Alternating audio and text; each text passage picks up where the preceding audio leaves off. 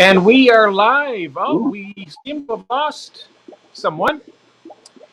Hello, Arnold. We have a joiner tonight, everyone. We have a new person on the panel this afternoon, evening, or morning, depending on where you are. It's Adam seven Fish Tanks, Correct. and he should be joining us back here in just a moment. Yeah, he was just sorting out something. Yeah, he was checking out his camera and doing. Oh, there he's back. Bring him back up. Oops, nope. Where'd he go? He popped back out as fast as he came back in. Let's see if he comes back. Okay. Well, let's say hello to everybody in chat while we're waiting. We have, let's see here. We'll start at the top. There's Mark Shelley came in just now. I caught him at the bottom of the chat. Of course, we have Arnold with us. We have Jimmy P. Hello, Jimmy. How you doing, my friend? Yo, Jimmy.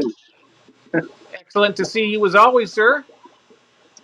We have Red Laser. Hello, Red Laser, number 5. But you know what? Andrew. It doesn't matter when you get here. You're all number 1 in my book. Everybody's number 1 in my book. You know that. Let's see here. Andrew's in chat. Hello, Andrew. How you doing there, mate? Good to see you. And Jack, JT. He says, hurry up. I want to win my mug. I don't have a mug. I don't have a JT. Hello. Good morning. Good morning, Gil. Oh, Gil's here. Yep. Oh, you must be down at the bottom of the chat. I'm still catching up with everybody else here. Got JT, Mark Shelley there. I'll keep quiet for now and let you get to the bottom. Oh, well, you can catch me up too. That's fine. Oh yeah, Mark's been working on stuff outside in his backyard pond. He's doing a lot of cool stuff. You guys got to check him out over there at Mark Shelley Aquatics. And my good mate Gil, I finally got caught up somewhat. We have Ian as well. Aquarium Magic. Hello. And my wonderful friend from my home state. I am so very happy to announce that we have Tara here. Hi, Tara. So good to see you. Hi, Tara. I tell you what, it always brightens my day when Adam is there ready. I'm here. I can you send him the link? I don't have his email, so you can send him the link, Arnold, if you can. Okay, yeah, I'll do that. Okay. Yeah, we're working on that, Adam. We'll get you back in here. We have a new person in the chat, Tara. We have Arnold. I'm not sure what part of the UK he's from. Well, Adam? Yeah. He's Liverpool. Liverpool, okay. From where the Beatles came from. Yep. All right. And then we have Chris Stubbs. Hello, my friend. My brother from Canada. Good to see you. Oh, it says he's backstage. Let me see. Yeah. Oh, there he is. Okay. Add to stage. Okay, there he is. Yeah. All right, we got you back in here, Adam. Sorry. Yeah, I've been trying to tell you through chat because I couldn't speak to you through here. You know, that's very interesting because I have a little thing that says guest, and when somebody's backstage, it'll put a little red number up, and there wasn't one. So apparently there's a glitch in the StreamYard right now. Because I was looking for that because I couldn't see you, but until you mentioned that. So, but we got you back here. That's good. All right, we have my good friend Patty from Wisconsin, does a great channel. How you doing, Patty? I got to get with you because I still want to do that dirted tank setup. And I don't know if you know Patty or not, Adam, but he has a wonderful fish room. All of his tanks are a dirted tank, and he does plants. Oh, wow.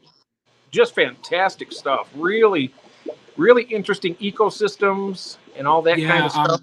I'm a fan of that kind of stuff. I set up tanks kind of similar to that. I haven't tried soil yet, but I've used like aqua soil and like more soil-based substrate and then capped off with sand on top. It's like a really good way to have an ecosystem set up, but also fertilize your plants too. Excellent. Nice. I have all that stuff. Well, for mine, I have different stuff I can use. I have a bag of the fluval, or not the fluval, but the fluorite from Seachem. Oh, yeah. I have some Miracle Grow Organic Choice organic potting soil.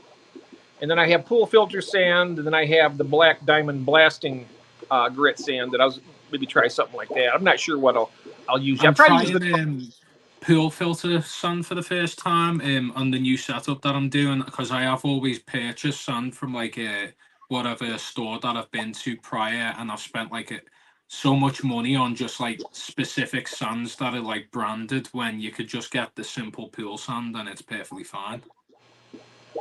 Okay. That's not. I'll try that pool filter sand. I bought a 50-pound bag. I got it really reasonably priced. It was only like $11 for 50 pounds. Yeah, 25 kg was around, I think it was like £7.50 UK. So I think that's around almost $10. Yeah. Okay. Yeah, I think it's about a 30% increase from what a dollar is. I think it's like $1.30, $1.40. Yeah. 1 pound would be like $1.40, I think. Hello, Sarah. Sarah's in chat. Sarah's in chat. Gonna Oh, try and we have adjust. Johnny No Shoes from My Fish Tank Aquatics. Just adjusting the setup. 3G. You're all right, mate. And there's Sarah, Sketty Nona. Greg as well. I really would like to have Sarah, Sketty Nona. She can come up here and she could be, like, watch this, Sarah. You can come up here like this. If you don't want to be on camera, you're camera shy. It would be great to have you up here to have a conversation about fish, because you can like a lot of the same kind of fish that I like. You could do that. If you'd like, let me know. It'd be great to have you on the show at least once. We're all in the same boat. Right, I think it's not a good setup. You're all right. It looks good. Looks all right. Yeah. Chris, you can't wait. It's gonna be a lot of fun though when I do that dirted tank. It's gonna be. I have a lot of plants here. I mean, my Ludwigia is just going crazy.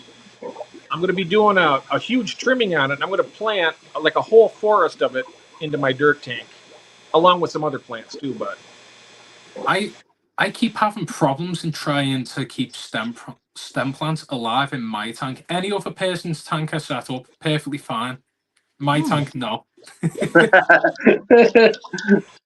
The only stem plant I've had trouble with are the sword plants. I can't keep a sword plant alive, even with root tabs. I don't know what sword? Amazon sword. I've got 2 that I've kept alive since I started the hobby, and I'm going to move them into the new tank because it's the longest lasting thing I've had since I started. So like 6 years now. And when I first got them, I purchased them on eBay, and it was like I had to rip the plant apart because it was covered in snail eggs, and there was one like leaf alive, and the guy sent a replacement, and it was like huge, like a bush. And I've split it into 2 different plants, and they're not doing great, but they're still alive. They're very hardy. Oh, nice. I'm going to have to try them again then, because maybe when I start my dirt tank, because they have more nutrients in the soil with the potting soil and whatnot, so Yeah. I might have better luck. Because I was just trying them before in like a deeper gravel, but I guess that's not really recommended too much. But some people have a lot of good luck. But I use the Flourish tabs from Seachem, the root tabs, and that didn't make any difference in that. Yeah. I think the key really that I found is like when I've used what was it? I used fluval stratum because I've been saying this method of capping off sand on top of like a soil, and the fluval stratum, it just didn't work for me in this tank setup. It wasn't great at all. But the one thing that has always worked, I've got a bag of it here. I'm not sure if it's available where you are, but Tropica Aquasoil, it always works for me. I don't know why. It just it works so well. It's literally just like a dirted like Aquasoil. Some people say that's bad for like when you first set up because it leaches a little bit of ammonia, but I've never found that to be the case. And every setup I've used it on, the plants have just gone insane, and I don't even need to use liquid ferts or root tabs for a long time either. Oh, that's great. Yeah, I mean, if it does leach a little bit of ammonia, I mean, I wouldn't stress too much about that as long as you got enough plants in there to absorb it, because they'll take that nutrients pretty quick, I think.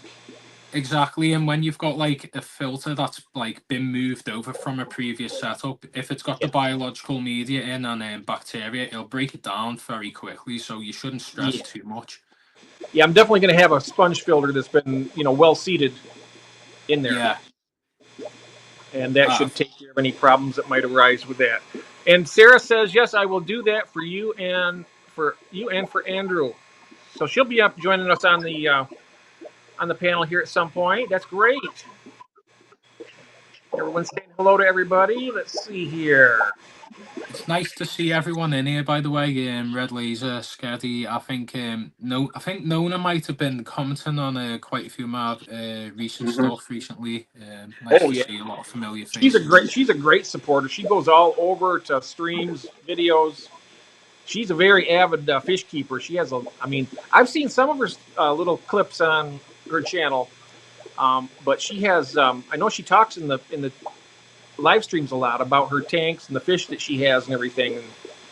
And I just can't wait, to see if she wants to show one of her tanks sometime. That would be fantastic. Yeah, that would be cool. Arnold, yourself, avid supporter of everyone, aren't you? Indeed. Mia Fletcher, hello, welcome. Oh, that's my girlfriend. Well, welcome. Yes, wonderful. She's always watching. Oh, that's wonderful. Thank you so much, Chris. That's very nice. We have Christine. Hello. Hi, Christine. Sweet Acres Koi Farm. She does a lot of great stuff with her koi outside. She's got some beautiful ponds. I got to get over there more often, but I really like that. Everybody saying hello to your girlfriend. Tara saying hello. I'll just put your channel link in the description, Adam, or in the chat. So if you haven't already, make sure to obviously check everyone out. Too many people. I don't have great luck with swords either. I don't know. I don't know why. I mean, I'd love to be able to get one of those because they look so nice. Swords are great. There's so many different varieties. I think like just a plain Amazon sword, like it's hard as nails. But I think I've always struggled with Valicineria. I don't know why. For some people, it's like a weed and it takes over people's plants. For me, it just melts. I don't know why. I'm getting runners from my jungle val. It's not getting real big though, but I have lots of little plants coming up. So I'm wondering if it's going to be, if it is the jungle val, or it's that smaller one. Was it dwarf sage? Is that what it might be? Dwarf sage is meant to be really good to carpet and it sends runners out. As I said, I used this on the setup on the tank that I set up with my girlfriend's, and for the first time, like I've seen plants that have never grown for me do amazing. So hopefully, again, when I set up the new tank, it should be good. But the amount of money I spent on like expensive plants, root tabs, fertilizer, liquid ferts, actual CO2, and it's not done great. Which again, I'm excited to finally press the reset button. I'm not as fortunate as you guys being able to have many tanks, so I experienced my hobby through having tanks set up for other people in their places, and then I'm saying, give me videos, send me updates. I want to see the growth. I want to see what the plants. Do you have 7 tanks? Is to your namesake? No, I wish. That's a goal. That's a goal. Okay. I don't know why I put the 7. It's just there. It doesn't matter if you have 1 or 100. As long as you got one, that's good. I mean, exactly. It's easy to get out of control. I'm not really out of control here. I got about 30 tanks now, and I don't think I'm going to get any. I doubt that I'll get any more, but some of them, but 5 of them aren't even set up yet. I still have to get my new rack set up. I'm just waiting for my income tax refund to come back. Yeah, set it all up, and then I'll have some tanks to make some videos and keep fish and whatnot. But I know that you've been breeding fish. Like, what would you say? Like dwarf, like nano kind of fish is the most not the hardest to breed actually, but you have been successful at. Well, I haven't had too many breedings of the nano fish. I have the blue star endlers that I got from Tara, and they're beautiful little fish. They breed really easy. Yeah. I also have the tiger limias, which they're from Haiti, and they're a live bearer also, and they're beautiful little fish with kind of a greenish like a greenish color with the black stripes in them. Gorgeous fish. I've got those, and I have some of the Mexican live bears, the Godiads, the Xenotoca dodroi. And Goodyads, I've been seeing quite a few in my LFSs, and every time I see them, I'm getting more and more tempted. What type of fish was that? The Goodyads that you just said. Oh yeah. Because when they breed, is if I'm right in saying that they have like a little umbilical cord that like comes out, yeah. Yeah, I thought it was crazy because I was watching them, and I thought they were all just coming out and just having a great big poo all of a sudden. They're just swimming around, dragging them. They look like little kites going through the water. It's crazy. But they drop it. But they have an umbilical cord, yeah, and so they come out too large to be eaten, even. Or at least ones have anyway. They're big. Wow. I mean, they're about the size of my black mollies, which are a large live bear, and it's like a month's growth. That's how big these guys come right out, and it's like, wow. And I couldn't believe it. I thought the female was going to die before she gave birth because she was just so huge. I thought she was going to explode. Yeah. But then, the next day she was thin, and I had all these huge fry swimming around. I was like, wow. It's crazy. A viewer made me aware. Oh, sorry to cut you off. A viewer made me aware of I think it was like a glass belly kind of guppy, and like you can see on the inside of you can see all the fry inside its stomach before they like give birth. I found that really creepy but cool at the same time. Nice. JT's got a question for you, Adam. Okay. What is your pH? My pH, it's stable at around 7.0. So it just permanently sits at around 7.0. Although earlier the back end of last year, because the water supply where we get our water, it comes from a river. I think a river in Wales, I think it is, and when they do a changeover, it'll spike up. So I had it where it spiked up slightly to around 7.4, but then the people where Andy's Aquatics have done a fish shop tour, they said that they could have kept Malawi cichlids and Tanganykan cichlids from the tap water, which is crazy. So it went that high for that period of time. I was really worried on what had happened to my fish.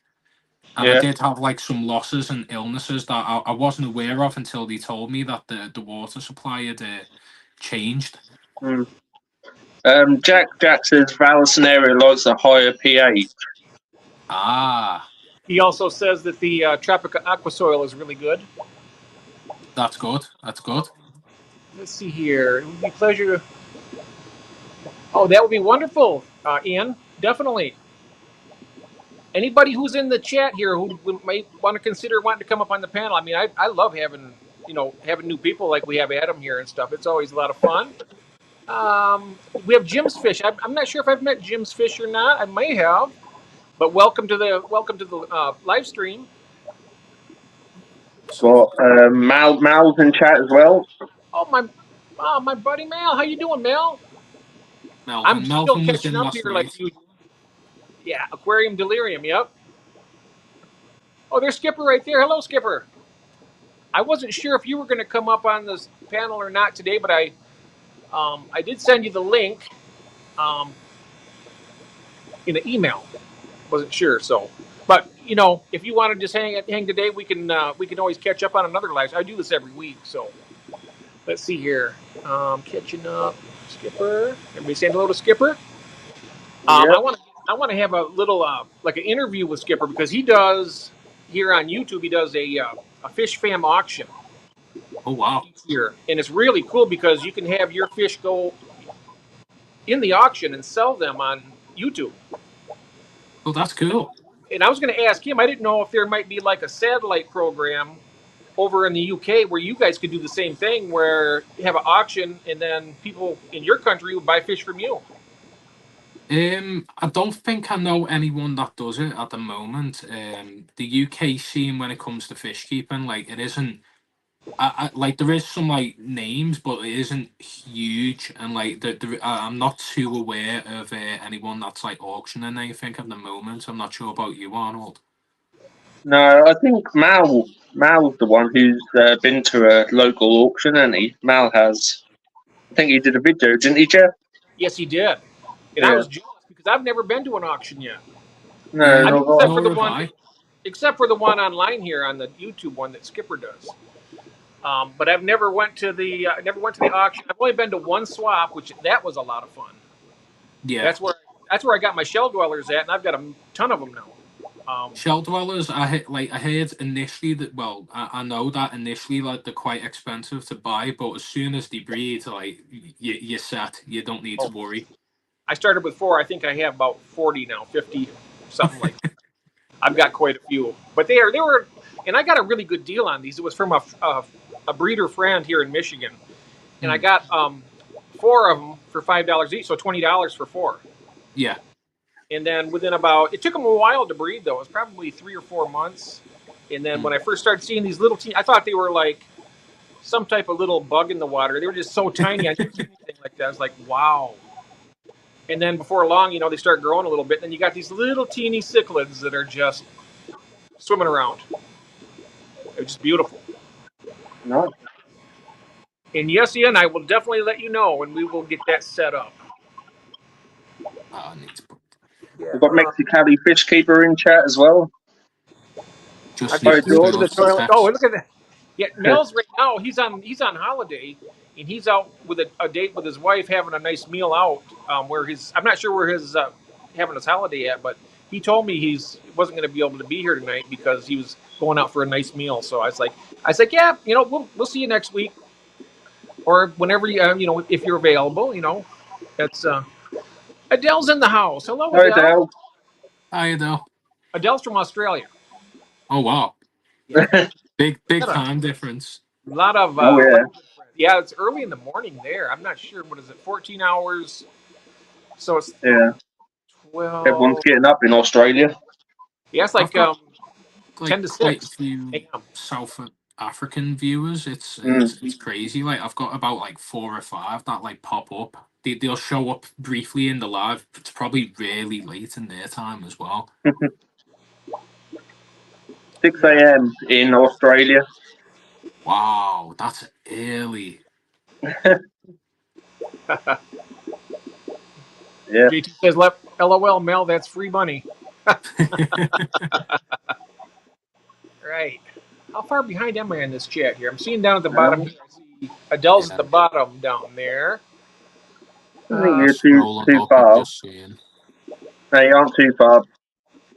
Not too far. No. Let's see here. It says, Tara says, I'm about to go back to painting my kitchen. We'll be listening. Well, thank you so much, Tara.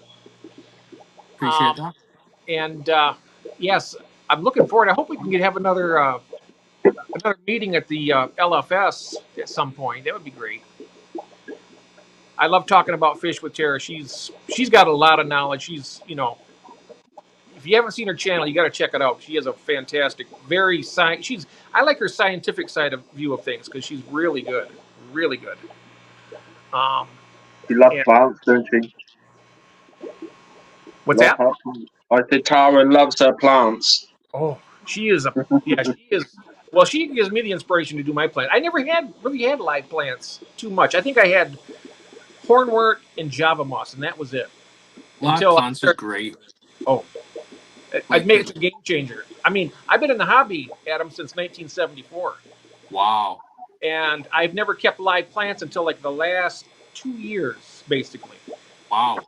Yeah, Never had. I'd highly recommend for anyone that's like watching, if you haven't tried it already and you feel like it's a difficult thing, trust me, it isn't as scary as it is. And I know like you probably get put off by like snails and stuff like that, but it's a massive upgrade and it's so much better for your fish and like your enjoyment of the hobby because like you're not just setting up a tank to have fish in, you're also setting up an ecosystem. The plants help so much with your water parameters and like the overall look of your tank in the first place. I honestly love snails. I really do. I think Yeah, they don't put me off one bit. I mean, in fact, I purposely add them to my tanks. Um, and I think that they're pretty essential to have a really decent. I mean, they're basically your best friend because any uneaten food, they'll go around and they'll scavenge it continuously, nonstop. Um, I like them myself. I know a lot of people that don't like snails. They want to try and eradicate them any chance they get. But I'm in between. I'm like, I don't mind them, but if they take over, that's when I'm like, okay, go. Mel saying here, LOL Adele, I'm out with my wife and enjoy, LOL. So I wasn't going to say anything, Mel. I was like, well, I didn't know if I wanted to say, well, you know, I know you're good to your family. I know that, but it was funny. Got a girlfriend on the side. We can't say anything about that, but no, just kidding. All righty. Has anyone in chat got any questions? Yeah. If anybody does, we do have a couple things planned tonight. Okie dokes. But if you have any questions for Adam or Arnold or even myself, you can feel free to ask them at any time. Jack's in his PJs. Nice, Jack. Jack. He's in his PJs, bless him. In his PJs? What Yeah. time is it? It's only, what, 8 o'clock? No, he's an hour ahead of us, so it's nearly 10 o'clock. 10 o'clock at night for most people is like 10 o'clock in the morning. I'm on my second cup of coffee, guys, okay? Right here, number 2. I got up early today. I got up about 9:30 a.m. here in America in my time, Eastern Standard Time, which is very early. Because I'm usually up until about 4 to 5 o'clock in the morning every night working down here in the fish room. Wow. That's every day, Arnold. That's nothing new. I mean, it's like my bedtime. I usually go to bed about between 4 and 5. Wow. And then I'll get up around 10:30, usually 10:30, maybe 11 a.m. and then do it all over again. Wow. I'm stress free then. I've only got a shrimp bowl in the tank. But I definitely want to have a fish room in the future for sure, and have like breeding racks and stuff like that for sure. I meant bottom of the chat. I seen you down at the bottom of the other one. I'm looking at the other screen over here. That's the newest chat, I should say, not the bottom. Let's see here. You can't beat having a fish room, though. Oh, thank you, Tara. That would be fantastic. Definitely not. Let me know when I can. I'm going to try and make it to Grand Rapids. If you want to go to the other stores too, I can try and do that. I'm getting a little bit more comfortable driving on the highway a little bit, so I could probably do that. I had an accident about 10 years ago. Just a little backstory, and I don't like driving next to the big lorries, the big trucks. Yeah, they kind of we got smacked. We almost. I mean, it could have been very bad, but it wasn't. Thank God. So I just have a little bit of a phobia about driving on the freeways, the expressways. Yeah. I usually take all side roads every place I go.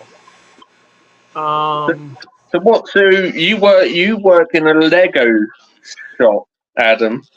Yeah. That's crazy. That's crazy. It's great.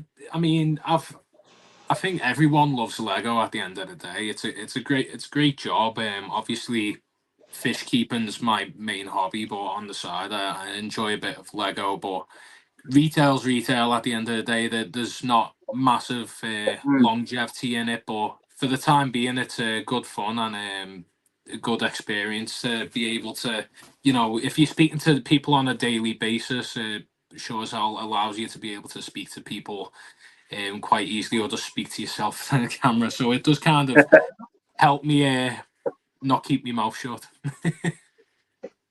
Where's he disappeared now? I don't know. Is it just us? I don't know. Jeff, come on back. I think we're still up. Still. Oh, what's this? Adele says Lego aquarium. Sorry about that. I got a phone call and it knocked me out of the stream. Okay. Oh, I hate that when that happens, but at least I can get back in easily enough. So let's see here. We have I think I had mail on here. It says, "Sorry, Adele, that would have been me. LOL. I'm not there. So jump in. Getting beat up now. Off the wife. Oh, thanks, Jeff. Take care, Jack. See you tomorrow. Was Jack's out? Jack's leaving? Yeah. JT, you have a good night, my friend, and we'll see you See you soon. later, Jack. Cuddle up with your teddy bear. I don't like to feel like I'm interrupting. I don't. Oh, I'm going to be. See what I'm doing, Adele, is I'm going to be doing a later night one this week with Arnold and whoever else might want to join, but I'm going to have the link pinned up at the top for that. See, as it stood tonight, I normally try to keep it to 2 or 3 people. However, tonight I had invited some people that were going to be coming: Skipper's Aquariums, M&C Aquatics. Who else was it? I think it was Skull Aquatics also. And then when I know that one wasn't going to make it, so then I invited JT, and he was busy because, of course, he's getting ready to go to bed right now. So it's getting a little bit late for him. But I will have a link set up for the around the world fish keepers that we have from all over the place. So, and that's at a more convenient time for you. I think it's when you're off work and not so early in the morning. You can be a little more comfortable. I think the last one we did, that was 3:30 in the morning for me, wasn't it? Oh, That's a late one for sure. I had to get the old sticks up like this, keep my eyes up. Tara saying, I do want to go there, Jeff. It's not as cool as it used to be, though. Okay, well, I've never been there, but I know the one here in town. We go to Proust Pets. It's a really nice LFS, but it has its issues with me. But let's see here, Lego Aquarium for the win. Yeah, I disappeared. Oh, I am down the chat here now. Look at this. This is where I just disappeared. I got a phone call, and it knocked me out of my stream here. How convenient is that? Because I'm using my phone. You guys seem great. The fish community is so nice. Lovely people, just curious. How long has Arnold been fish keeping for as well? How long have you been keeping fish, Arnold? Yeah, that is a question. Question for Arnold. I'd say from the age of 7. Yeah. And I'm what, 32. I've had a hard paper round, so I'm going grey and I'm receding hairline and yeah, me too. I'm hard to believe I'm fine for now. I'm fine for now. I'm just all right, yeah. 39 years old. You'd swear to God that I was over 50. Come on, ridiculous. Right. Let me just get this. I've just got to sort out a link for someone. Oh, okay. So, carry on, guys. Carry on, guys. All right. JT says he'll be on live tomorrow. Loving the fish room. And let's see here. Yeah. Oh, we have Alex in the chat. Hello, Alex. If Mel isn't getting beat up by his wife, I'll go over and bother him. Right. I've seen collaboration of curiosities saying that there is toxic. There is, for the most part, the community is great, but there is toxic people in every group, though. Yeah, I'll agree to that because I do a little experiment every now and again for fun. I'll go on the Facebook group chat and post a picture of an unknown pleco and watch a war unfold, and then everyone just gets very aggressive about what species of pleco it is. I don't know why. So Adele, let me know when the time is convenient for you because I definitely want to have you on there. So let me know, okay? That'd be great. So Mexicali. He's asking where's the link? Yep, so I've done that. Oh, you sent it. Okay. Yep. Did you put it in the chat? Yeah, put it in the chat. Yeah. Okay, so I'll need to pin it. One moment. Let me get down to where it is. There it is. I will. Can I pin that here? Oh, I have to pin it here. Hi, Tommy. Tommy's in chat. How you doing, Tommy? Hello, Tommy. Welcome, Tommy. I have to pin it on my laptop. Aqua Fanatics UK. He's in chat as well. Zimis, I haven't seen him in a while. When I first set up the channel, he was definitely someone that was showing a lot of support. Yeah, that's Jimmy. That's Jimmy. Jimmy, is it? Jimmy. Yep. Never Yeah, got good to old, catch his name. good old Jimmy. Good old Yeah, Jimmy. he's a good guy. Post a picture on Facebook of the betta in a dirty jar and rainbow gravel and brag about how you just upgraded your betta with your new favorite gravel and sound excited about how good it looks to you. Yeah, yeah, that's all I see on Instagram Reels is these like it's like there's no voice, there's no nothing. It's just music. It's a really beautiful setup, but it's a tiny tank. And then at the end, they ruin it all the time by pouring a jar of glowfish in. Oh, yeah, I think I've seen something like that. Yeah. It's like why? no. Because No, this is really putting me in an awkward position. I, for one thing, Arnold put it, and you're more than welcome to jump up here. I feel Yeah. terrible. It's put me in a. Come up, Adele. Come on. Absolutely, please. You can I know. be. You can. I was You, just. I really wasn't even sure what Arnold put it up in the chat, so I pinned it. So that way I can see. I don't have the technology to do that myself from my phone because I'll knock myself out of the chat. So I had him do it. you can. You can sit next to Adam, Adele. You can sit next to Adam. Like, he'll keep the company. Yeah. Oh, that's the same one I just seen. Okay. Here's a Liverpool supporter, though, so you have to be careful. at least we're Oh, top of the league. here we are. I got some people in the chat here. 1 second. Here we go. We got. Sorry about that, Jorge. Oh, hello. I didn't see the little number until it was. Let me see. Is there another one? Let's see. Is that one more? Nope. I don't know. All I gotta say is, Adele, you gotta be very special to be able to come up here. That's all I gotta say. No. She's special. Everybody's special. You know that. Hey, let me have my moment of glory, all right? Yeah. And Oh, Melvin is dear. in the building, so be sure to hit the like because Melvin is in the building. Thank you, Melvin. All right. How you doing, Melvin? How you fine gentlemen doing? I'm doing great. Not too bad. Not too bad. Doing well. Been a Hanging in busy there. week. Yep. Let's see. I'm just trying to. I get so far behind in this chat that it's not even funny. There we go. I think I'm caught up now. Yep, That's it. you are. You're at the bottom. All right. So here we go. I think we're caught up now. All right. So Arnold has some topics that he wanted to bring up this evening. So I'm going to basically turn it over to Arnold, and Yeah. you can go ahead and You spoil me, Jeff. You spoil me. spoiling What you. you do? Yeah, you do. You do. Yeah. Right, Well, here we go. get ready to get some misinformation then. Oh, dearie me.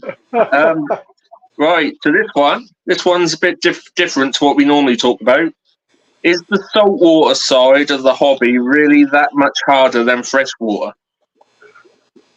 I would have no idea because I've never had a saltwater tank yet.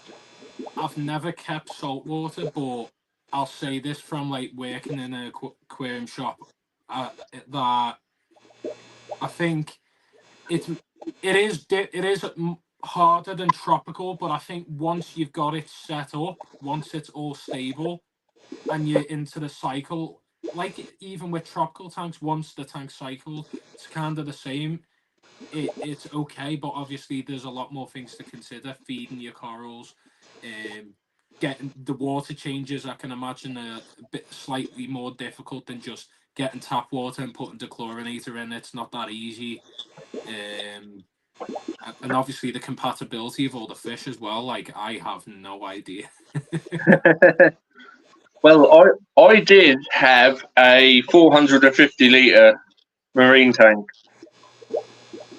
Oh wow! And yeah, it was a Aqua One Marine Reef tank. So it had like a sump, like a weir to go down into the sump.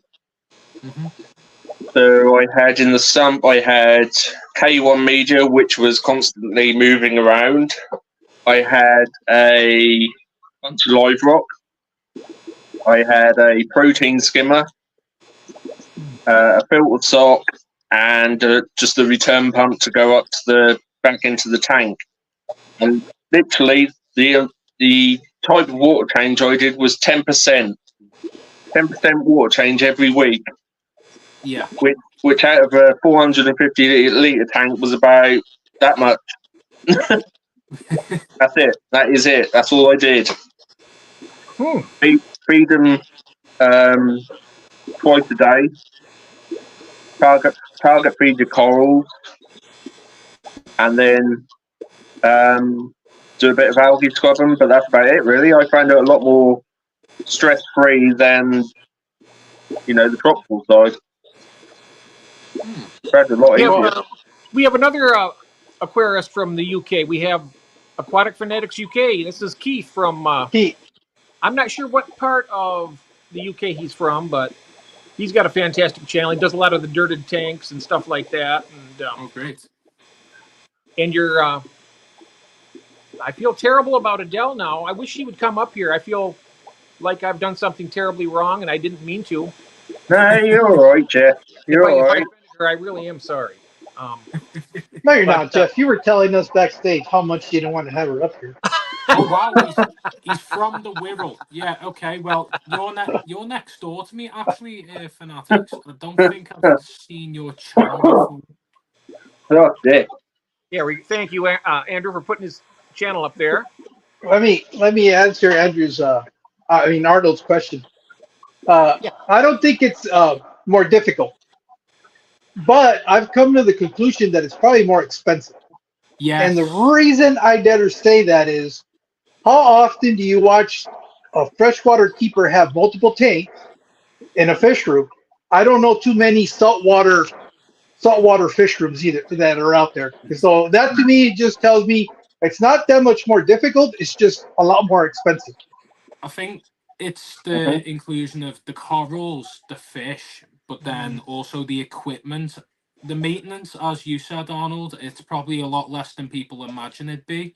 But the equipment and obviously the electricity the equipment uses, obviously for that turnover and the sump and stuff like that. Yeah, the salt and all that. Yeah. So much more expensive, and then the lighting too to include.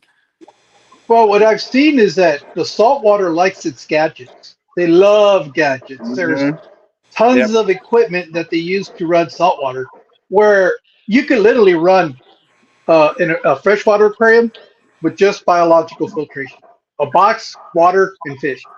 And you could get by with that. So I think that's the only difference. Is also the big difference is most people that have saltwater aquariums tend to become like showpiece aquariums because they only have one. Yeah. Where when you have freshwater, you got breeding tanks, you have display tanks, you have all different kinds of tanks. Exactly. Yeah. With my marine tank, I had 12 plugs from my marine tank. 12. So it had 2 heaters. It had three or four wave makers. It had a protein skimmer.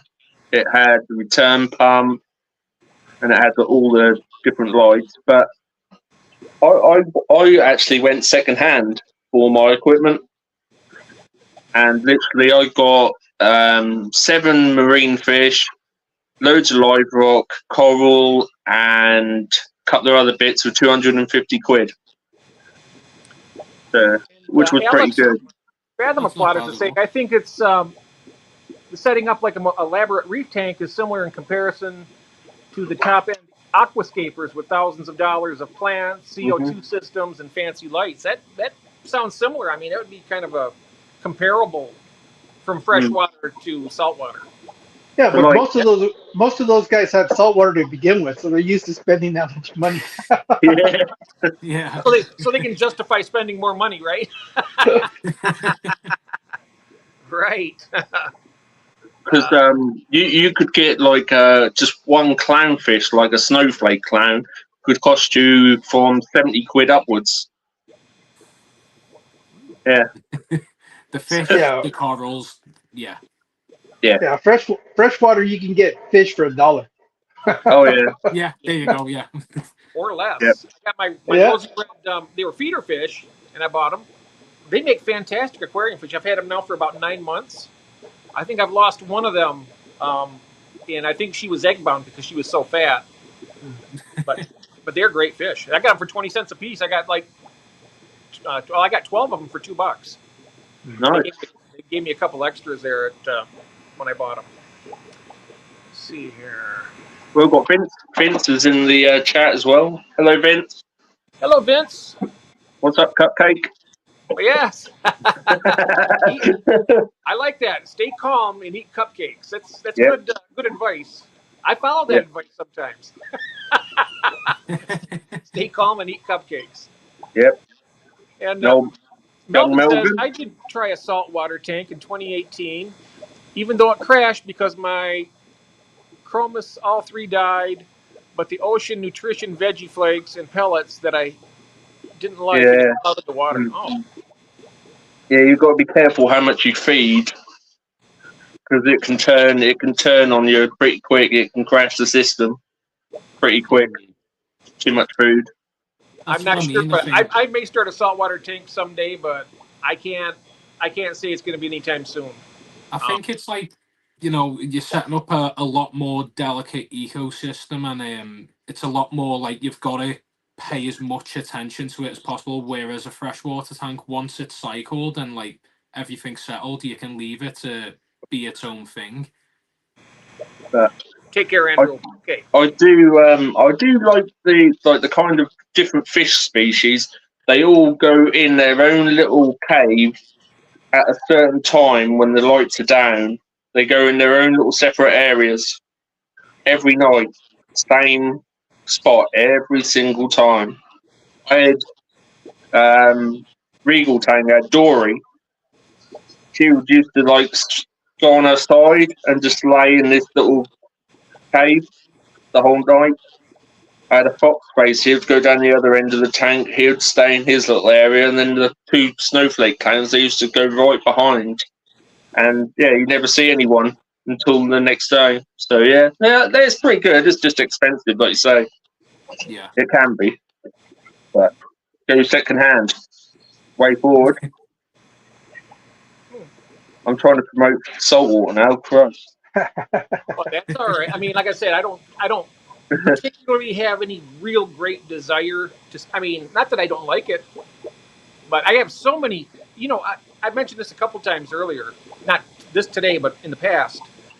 That I kept in a niche. I was a niche fish keeper. I kept just large, aggressive Central American cichlids. I mean, red devils, black belt cichlids, Tremaculatus, all these big, huge, aggressive fish that would just, tear plants up. And most you couldn't keep, except other large fish, aggressive in their tanks. Mm. And that was for a long time in my hobby, up until maybe 5 years ago. And then I started. Okay. Then I kind of transitioned, and I started getting into the African cichlids, and I'm starting to transition out of those too. And now my concentration are in dwarf cichlids, wild type bettas, and some of the nano fish. Live bears are a big part of my fish room now. I'm enjoying the live bears. I got the Goodeids, the Mexican live bears, the San Marcos. Yeah. And then I have the Tiger Limias live bears, and I'm really enjoying them. And of course, my black mollies. I love them. Now that's a lot of airline. That is a lot of airline. Jesus, man. Yeah, that's the backside of the fish room. Wow. Now you're in Arizona, right, Jorge? Yes, correct. How's the weather there right now? Mid 80s. I'll tell you in a second exactly what it is. We are. Oh no, 79. I lied. Oh, hey, I'll take that. Yeah, definitely. 79 degrees. I think it was like 49 here today, maybe a little cooler, but. Yeah, no, I'm working in the garage in a t-shirt and the garage door open. That's how nice it is. Nice. I'm envious. well, you can only be envious for a little bit, because in a couple of months we'll be in the hundreds. Yeah. Well, I tell you, I used to like the winter here when I was younger, but now it's like I want warm and hot weather compared to the cold. I just don't like the cold anymore. Yeah, no, I agree. I like winter a little bit less every year. Yeah. especially when you have to get up in the middle of the night. Yeah, Vince is asking about Mel. Where's no Mel tonight? No, he's out on a date tonight with his wife for a He's change. chilling. He's And having chilling. a nice meal out. He's having a Right. meal out. He's out of So, town, so he has a delicate internet connection, I believe. Hopefully, he'll be back next week. right. So my second topic. This is my last one, so I'm not going to bore anyone anymore. Oh yeah, go ahead. It's about better breeding. So obviously, Jeff, you've got the wild type betters. Yes. I've got the better Splendens. So, like, how would you go about setting up your better breeding tank? And how do you know when the female's ready to breed? And what food would you do? Would you give them to conditioning them? Right. Well, I would tend to go with a smaller tank for breeding. I wouldn't go much bigger than a 20-gallon. Okay. And for the wild type bettas, they like a lot more botanicals in the water. They like a little more acidity to the water, you might think. So I just put like Indian almond leaves or oak leaves or other botanicals in it. And as far as time for them to breed, you'll just notice I feed my fish. I feed them live food, and I also feed a lot of prepared food like flake, some small pellets, micro pellets. But when they're ready to breed, she'll just simply get fat, and then you'll notice their colors will change on these. The wild type betta NSA on the sides of their head, they'll get a black stripe, and then they'll get like the mottled coloring on their foot. Their colors it's very, very distinct from their normal coloration, and then you'll just notice they'll be hanging together so much, and then they'll do the wrap a lot. They'll probably do that for hours. It takes them several hours to get a full spawn done. And then, of course, in the wild type that I have, they're mouth brooders. So the male will have a mouth in his buccal cavity will be puffed out because they have a mouth full of eggs. And he'll keep those in his mouth for about 15 to 18 days. And I haven't been able to save any of the fry yet because my timing's been off, but they will let the fry out free swimming. And then if you're there in time, you can save them. But like I said before, the reason I'm trying to get all these other tanks set up is that way I can move the male to a tank by himself. He can release the fry, and he'll protect him for a short while. But during that time, I would catch him out and put him back in the other tank or in another tank where he can recuperate. Because during that 15 days, he won't eat. No. So with bubble nesters, it's kind of easy. It's a little bit easier in my opinion because with them, the male will continue to eat. Mm-hmm. Yep. So, what about you, Adam? I've never bred any kind of fish really. I've only ever probably bred live bearers accidentally. I've usually set up community tanks. So if we go for say if you're going to buy a betta and a male and a female, what setup would you do for 'em? I'd probably go for something that's like black water, with a lot of tannins and a lot of leaf litter, alder cones and stuff like that. Make it as a lower pH as possible, and then obviously the male and female. But you've got to, as you both know, with betters or fighter fish, you always have to monitor the behavior, whether they pair up or not, and make sure that you separate them. And I've got a plan because I definitely want to breed them in the future. Like put a breeding container in, have the male and female flare with each other, take them out, keep on preparing them for when eventually I'll release the male or the female into the tank, and then probably remove the fry after they've hatched because obviously they bubble nest. They do the tango, and then again that's when you have the multiple tanks set up in a. If you were to have just a male and a male beta and a female beta in the same tank, I think unless it's the one that Jeff's keeping, the mouth breeders, they don't like each other. They don't like to be around each other for too long after breeding or before breeding even. Yeah, fair enough. For some of them get along just fine. I have my betta chinoides. They're from Indonesia, and they're smaller, and they get along pretty well. And there's no aggression between the male and the female at all. I've noticed that if the endlers come around them when they're breeding, they will kind of chase them off a little bit. Yeah. As far as their interspecies aggression, they get along pretty well. Yeah. But I'm getting a pair, well, pretty soon. They're called Unimaculata, and they're called Antuta. They're a larger one. They get, well, let me see if I get over here. They're good size, about 4 to 5 inches, Wow, and they're aggressive. And they're aggressive, but they're only aggressive to other male of the same species. Okay. Similar to like the Splendens, but these are even more so. You could have them with multiple females and leave them together all the time. Have you ever bred a Nanakara of any species at all, Jeff? What was that again? Have you ever bred any kind of species of Nanakara before? Because at the moment I'm currently breeding the Animala, I think it's called. Animala. Oh yeah, I've wanted to get. I've been. That's one of the species I've been looking for right now. I've got Apistogrammas, but I've been trying to get the Nanakara Animala. Yeah. Oh, that's nice. Oh, those are beautiful fish. I've got them in a tank of their own with a couple pencilfish, a bulldog pleco, and a pandagora. So all the fish that are in there aren't when the Nanakara do breed, they won't be predating on the young. Obviously, they're a lot more placid as well, so they'll stay away and make sure that they're not in each other's space. Yeah, it's good to have some dither fish in there with the Nanakaras though, because they will protect them. They'll guard their young. Yeah, they're quite similar to, I think, Crebensis, where they're very protective of the young, and like they'll be basically two bouncers around the fry until they grow up.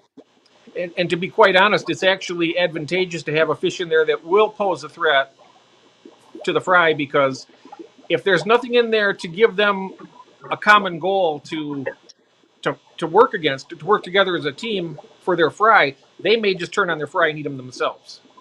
Oh, okay. So this will strengthen their pair bond, and it'll also keep them occupied with the aggressors, so to speak.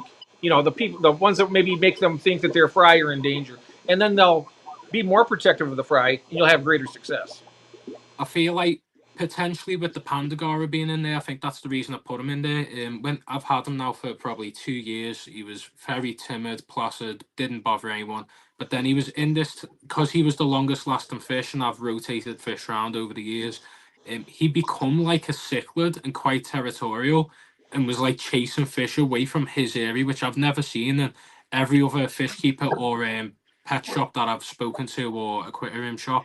They've said they've never heard of that before, so I decided, right, you're going to be tank boss. I'll put you in this new tank and see if you're tank boss with a pair of cichlids.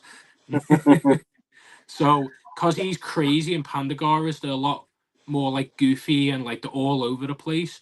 That might trigger that kind of bond that you were saying, maybe. Yeah, it will. That's good, yeah. Anything you know, take your Your attention. friends in chat, Adam, AV. Oh, AV's in here. If one of the mods could like give AV a little shout out, he's a great guy. I've been speaking to him for the past 2 months. We've done a shrimp bowl collaboration when he first started, and when not long into my YouTube journey, although it's only been 4 months. AV is a great guy. He's based in Canada. Okay. Oh, Canada. Oh, yeah. Let's see here. Yep, that's now in chat now. So everyone go and check out AV's channel. I'm not sure if I did that right. No, I didn't. I tried to post it as well, but I don't think it worked right. No, that's all right. We've got it in chat now anyway. Oh. The crazy thing about AV, I think he's got around over 150 subscribers at the moment. I think 170 almost now, and he's already been noticed where he lives, because of his town's like quite small, which is crazy because like nobody's approached me yet. I'm not sure about you, Arnold or Jeff. Yeah, I've been noticed in my local fish shop. Yeah, I go like red as a tomato, or red as this shirt. you know. Now you're in Liverpool, right, Adam? Oh, did we lose Adam? No, he's still there. There he is. You're in Liverpool, England, right? Yeah, I'm in Liverpool where the Beatles are from. Obviously the football team that's better than Arnold's team. Yeah. Or should I say soccer? Where you are from? So round here, there's like I think Fish Northwest. I think his name's Big Fish Lad. If you've heard of him before. Oh, Paul, yeah. Paul, yeah, he gave me a shout out not when I first started my YouTube journey. He's a great guy. Followed his content, and I think he's recently done a shop tour of the place that I go to often. He was saying that we're quite blessed in the northwest of the UK that there's so many different shops and places that are close in proximity, whereas like further down south there's a lot less. Is that true, Arnold? Would you say? Yeah, 100%, definitely. Now So, Liverpool is the north of England, right? Yeah, northwest. So like I'd say not high north. It's like in the middle, like to the northwest area. Yeah. Okay. I know Mal's from Newcastle. I know is that a bit farther north? Yeah, it's a little further north. Yeah. Okay. Yeah. Yeah, Mal's from Newcastle, so. Thank you, Tommy. Tommy's put your channel link in the chat, Adam, and Fathom has subscribed as well. Fathom Aquatics has just subscribed to your channel. I hate to be nosy, but I'm kind of curious as to what Jorge's working on. Well, I have to catch up on my projects at home because I've been kind of neglecting them. And one of the things I needed to do was a shoe organizer for the closet. Oh yeah. So that's what I'm building. I'm building a shoe rack. Oh, nice. I can't say anything because I'll get called a wool. If you don't know what that means, there's like a bit of banter between Liverpool and the Wirral where Aquatic Fanatics is from. Basically, anyone that isn't stationed in Liverpool and like they have a similar accent, if they pretend they're from Liverpool and someone says, "Oh, I'm from Liverpool," then they get called a wool. So he's a fake scouser. Actually, in Aquatic Addicts, I can't say anything because I get called a wool. Yep, that's exactly. What does that mean? Adam just explained it. A wool is a plastic Liverpudlian, a plastic scouser. So they want to be from Liverpool, but they're not. Ooh. I see. I don't depict who's a wool and who's not. I'll leave him be. I'm sure he's a nice guy. It's kind of like me wanting to live in Arizona and I'm here in Michigan. I'd rather be there. Oh, maybe when I retire, I'll move there. Who knows? We'll see what happens. Well, you know, when people do that, they're called snowbirds. Yeah, but the thing is, when I move, I stay. We had my aunt and uncle were snowbirds. They'd fly down to Florida every winter. They go down after Thanksgiving, and then they would come back like the 1st of March. Yep. Every year.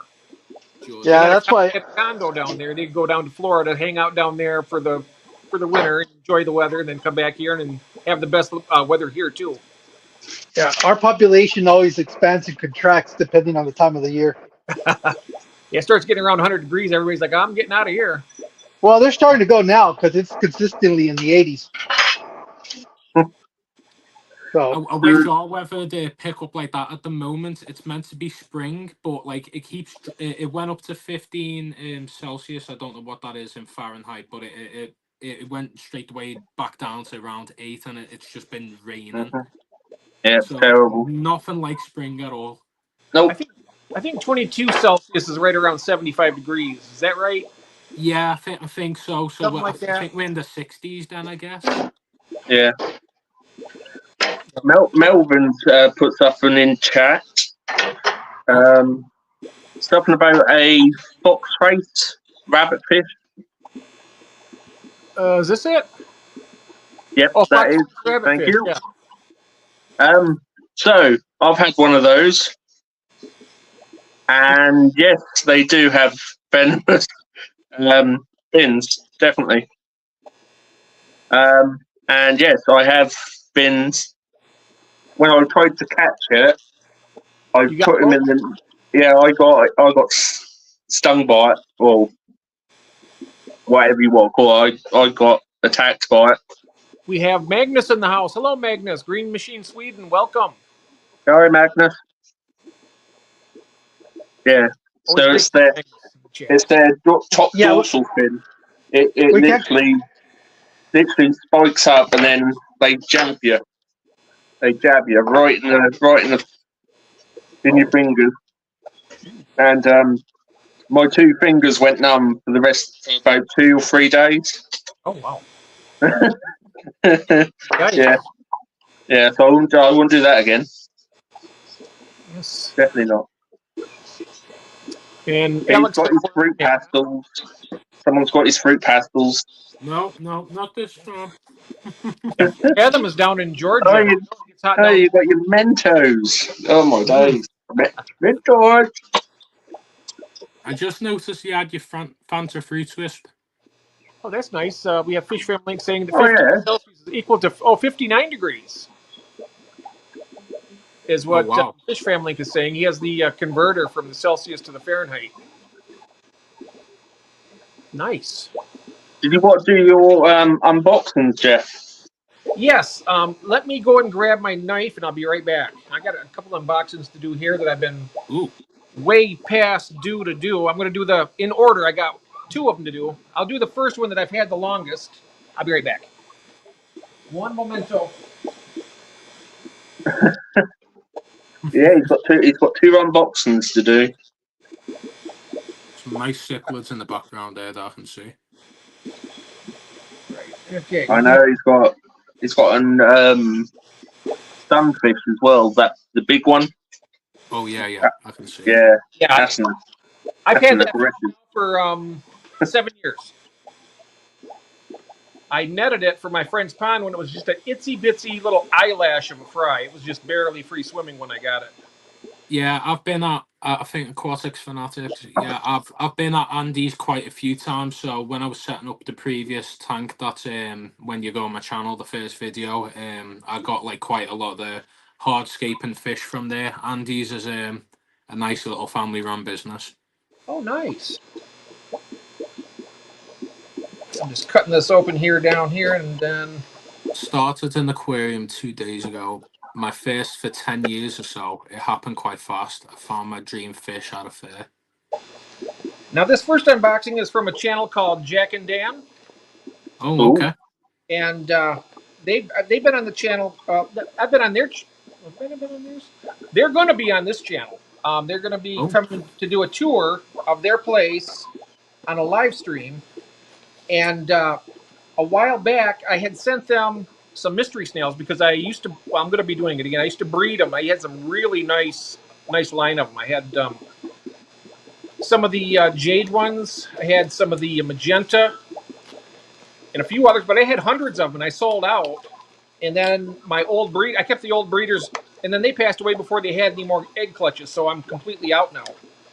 But I had sent that to them, and then they sent me a mug. Having a hard time getting this box open, guys. And they sent me a mug, and it was so nice, and I said, oh, it was great. And my wife's seen it, and she says, oh, that's really nice. She said, I need to get a mug like that. So I was going to get ready to buy one, and they said, don't do that. I'll send you one. So here we go. I should have gotten a sharper knife, guys. This is taking me forever. Yeah, it's in fact, I will go get a sharper knife because this is not going to happen. I'll be right back. No worries. Just go ahead and talk among yourselves, guys. I'll be back. Sorry about that. Oh, So I was typing a response then to Fanatics. He was saying that he's very close to Andy's Aquatics. We should sort of something out, maybe a collab or something like that in the future, Fanatics. If you follow my Instagram, it's just in my bio. We can maybe sort something. I know that I'm going to be sorting something with you in the future when you get your own shop, Arnold. Yep, certainly. So what you got going on then, George? What you got going on?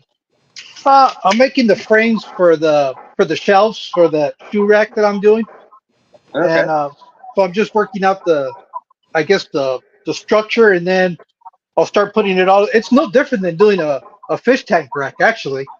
It's just at a smaller scale. Instead of using 2x4 lumber, it's like that 1x2.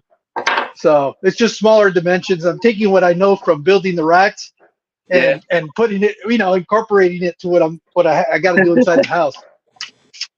Nice. Oh, you're back, Jeff. That was quick. I've got it open now. Let's see. I think I got it pretty much to the point where I can work. Oh, wow. They sent me a bunch of stuff here. They sent me spirulina shrimp sticks. Ooh. Spirulina shrimp sticks. Nice. They're And I great, have yeah. shrimp sticks, from Crayfish Empire. Oh, nice. Those. That's very nice. Wow. Let's see here. Hi, Craig. I got some more fantastic stickers. The big green JD. I have one over here on my stand that I put from the last time, but they got some extra ones now for I can put these on my new rack. Pretty Nice. cool. Thank you.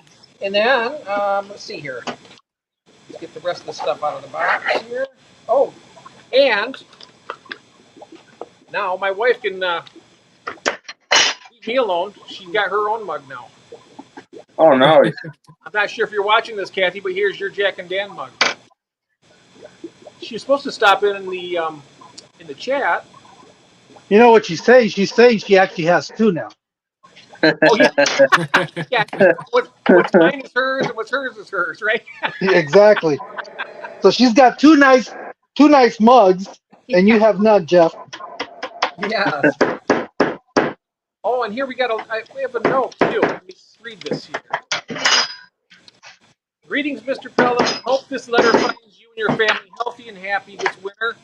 We apologize for the delay of this package we discussed several weeks ago. Well, I apologize to you, Jack and Dan, for just now getting to this. But anyway, let's go here. Interrupting myself here now.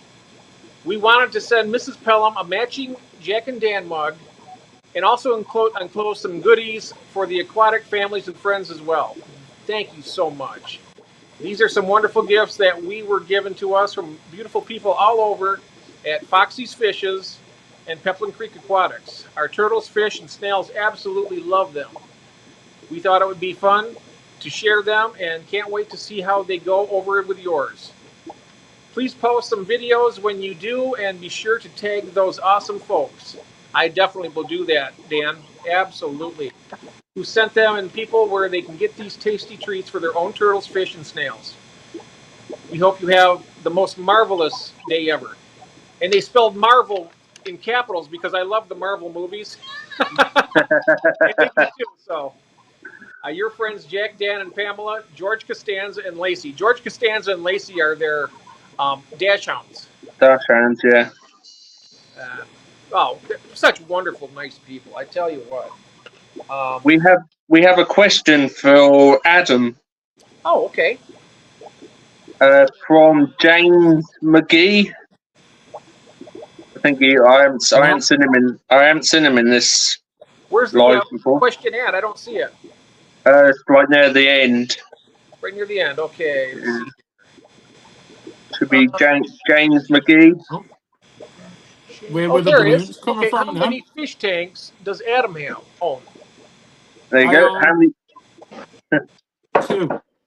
And a bowl. So how big is the one behind you? Yours? That's a Flufel Flex 57, isn't it? Yeah, so that's a 57 litre, 15 gallon US. I've basically, if you check my channel, I've like got an evolution video of where I started with a little nano cube, upgraded to that, and then obviously I've only been making videos for the past 4 months, but I've been kind of stuck with the one tank. So in doing that, I've learned how to evolve the one tank. So over time, you see different setups, different aquascapes, different fish, and then in that video, I explained that I had wipeouts, I had like different things that I'd been through whilst obviously learning throughout the hobby. But then eventually I cut out the back section, which usually when you buy a Fluval Flex, there's like a sponge filter with a ceramic rings and then like a water pump in the back. I've torn that all out, cut like holes in the lid, and then added a canister filter. And that was like the last update that was on that tank. But then now I've got a hang on the back that I'm basically using to be ready for the new tank that I'm going to be getting. It's going to be the Scaper 90 by Superfish, and that's what my new main tank's going to be. Due to the living situation, I'm not allowed many more tanks. I've got a shrimp bowl and then the tank. That's all I'm allowed at the moment. But when I do move, which I will be moving, like not too, probably within the next year or less than that, I'd like to hope.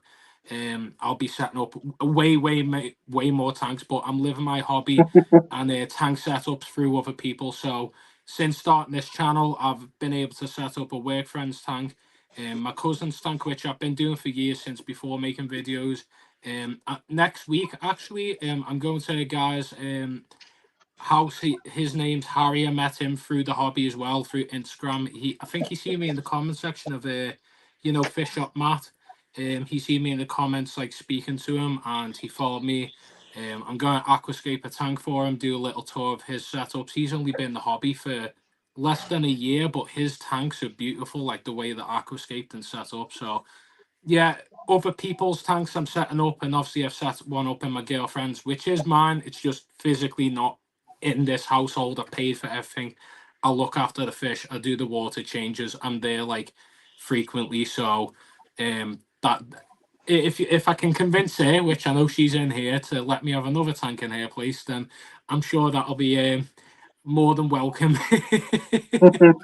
But yeah, I've basically been in the hobby for 6 years. I've worked in a aquatic shop as well for like a month, and then had so many different types of fish. At the moment, the fish I'm keeping are like not what you'd usually see in like a normal tank, like the average fish keeper's tank. So I've got raccoon tetra, which I'm not sure if you heard of. I got them from a place called Pier Aquatics, which in the UK has been a place going for over 50 years. Their importers are directly from the countries like Brazil. They know all the fishermen and stuff like that as well. Venezuela, the Czech Republic, they've got all these different sources. So they get the first grabs of any of these newer species, or not so common. I know Paul from Big Fish Lad. He's been to Pure Aquatics quite a few times.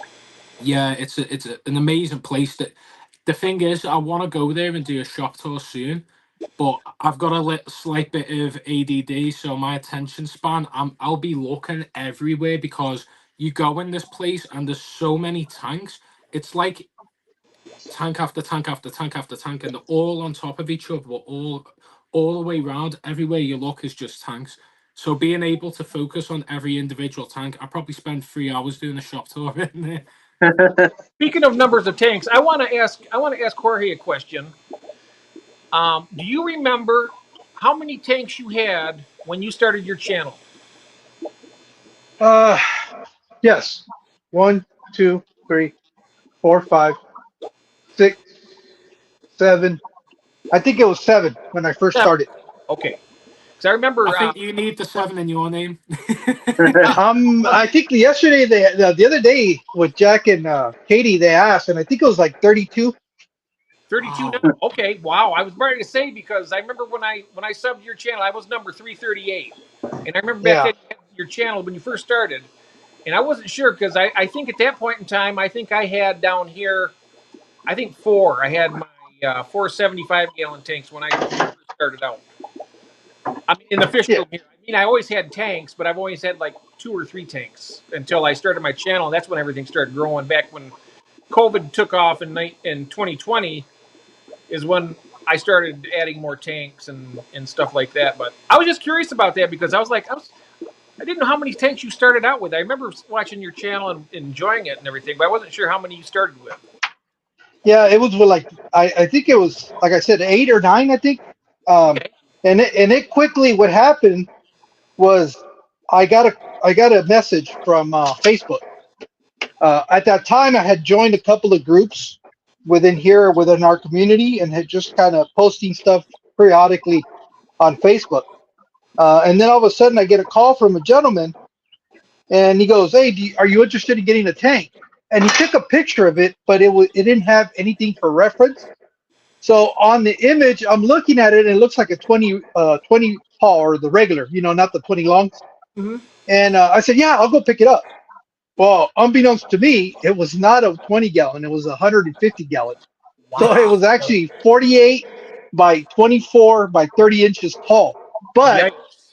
because he took it from a distance, it looked like a 20, just a regular 20 tall. So I show up in my car and I pull up and I see the tank and I go, "You know what? I'll take it, but I got to go get my truck." Yeah. Yeah. And a couple of helpers So, too, right? well, it was an acrylic and he helped me put it on there. Well, I didn't know that he was breaking down his fish room. So I came back with the truck, and once he saw that I had the pickup truck, he goes, "Oh, by the way," he goes, "I'm down." So he opens up the door to the side of his his garage. He's got a side door, and it's full of 20 longs and 10s. Wow. And I goes, "Would you be interested in these?" And I said, "Yes." So that's quickly how I ended up with so many tanks, was because he must have given me at least 12 tanks between that 150. I think it was that 150, 320 longs, a 20 regular, and like 6 or 9 10-gallons. Wow. And That's a bit. all that came from him. So that kind of made my fish room grow.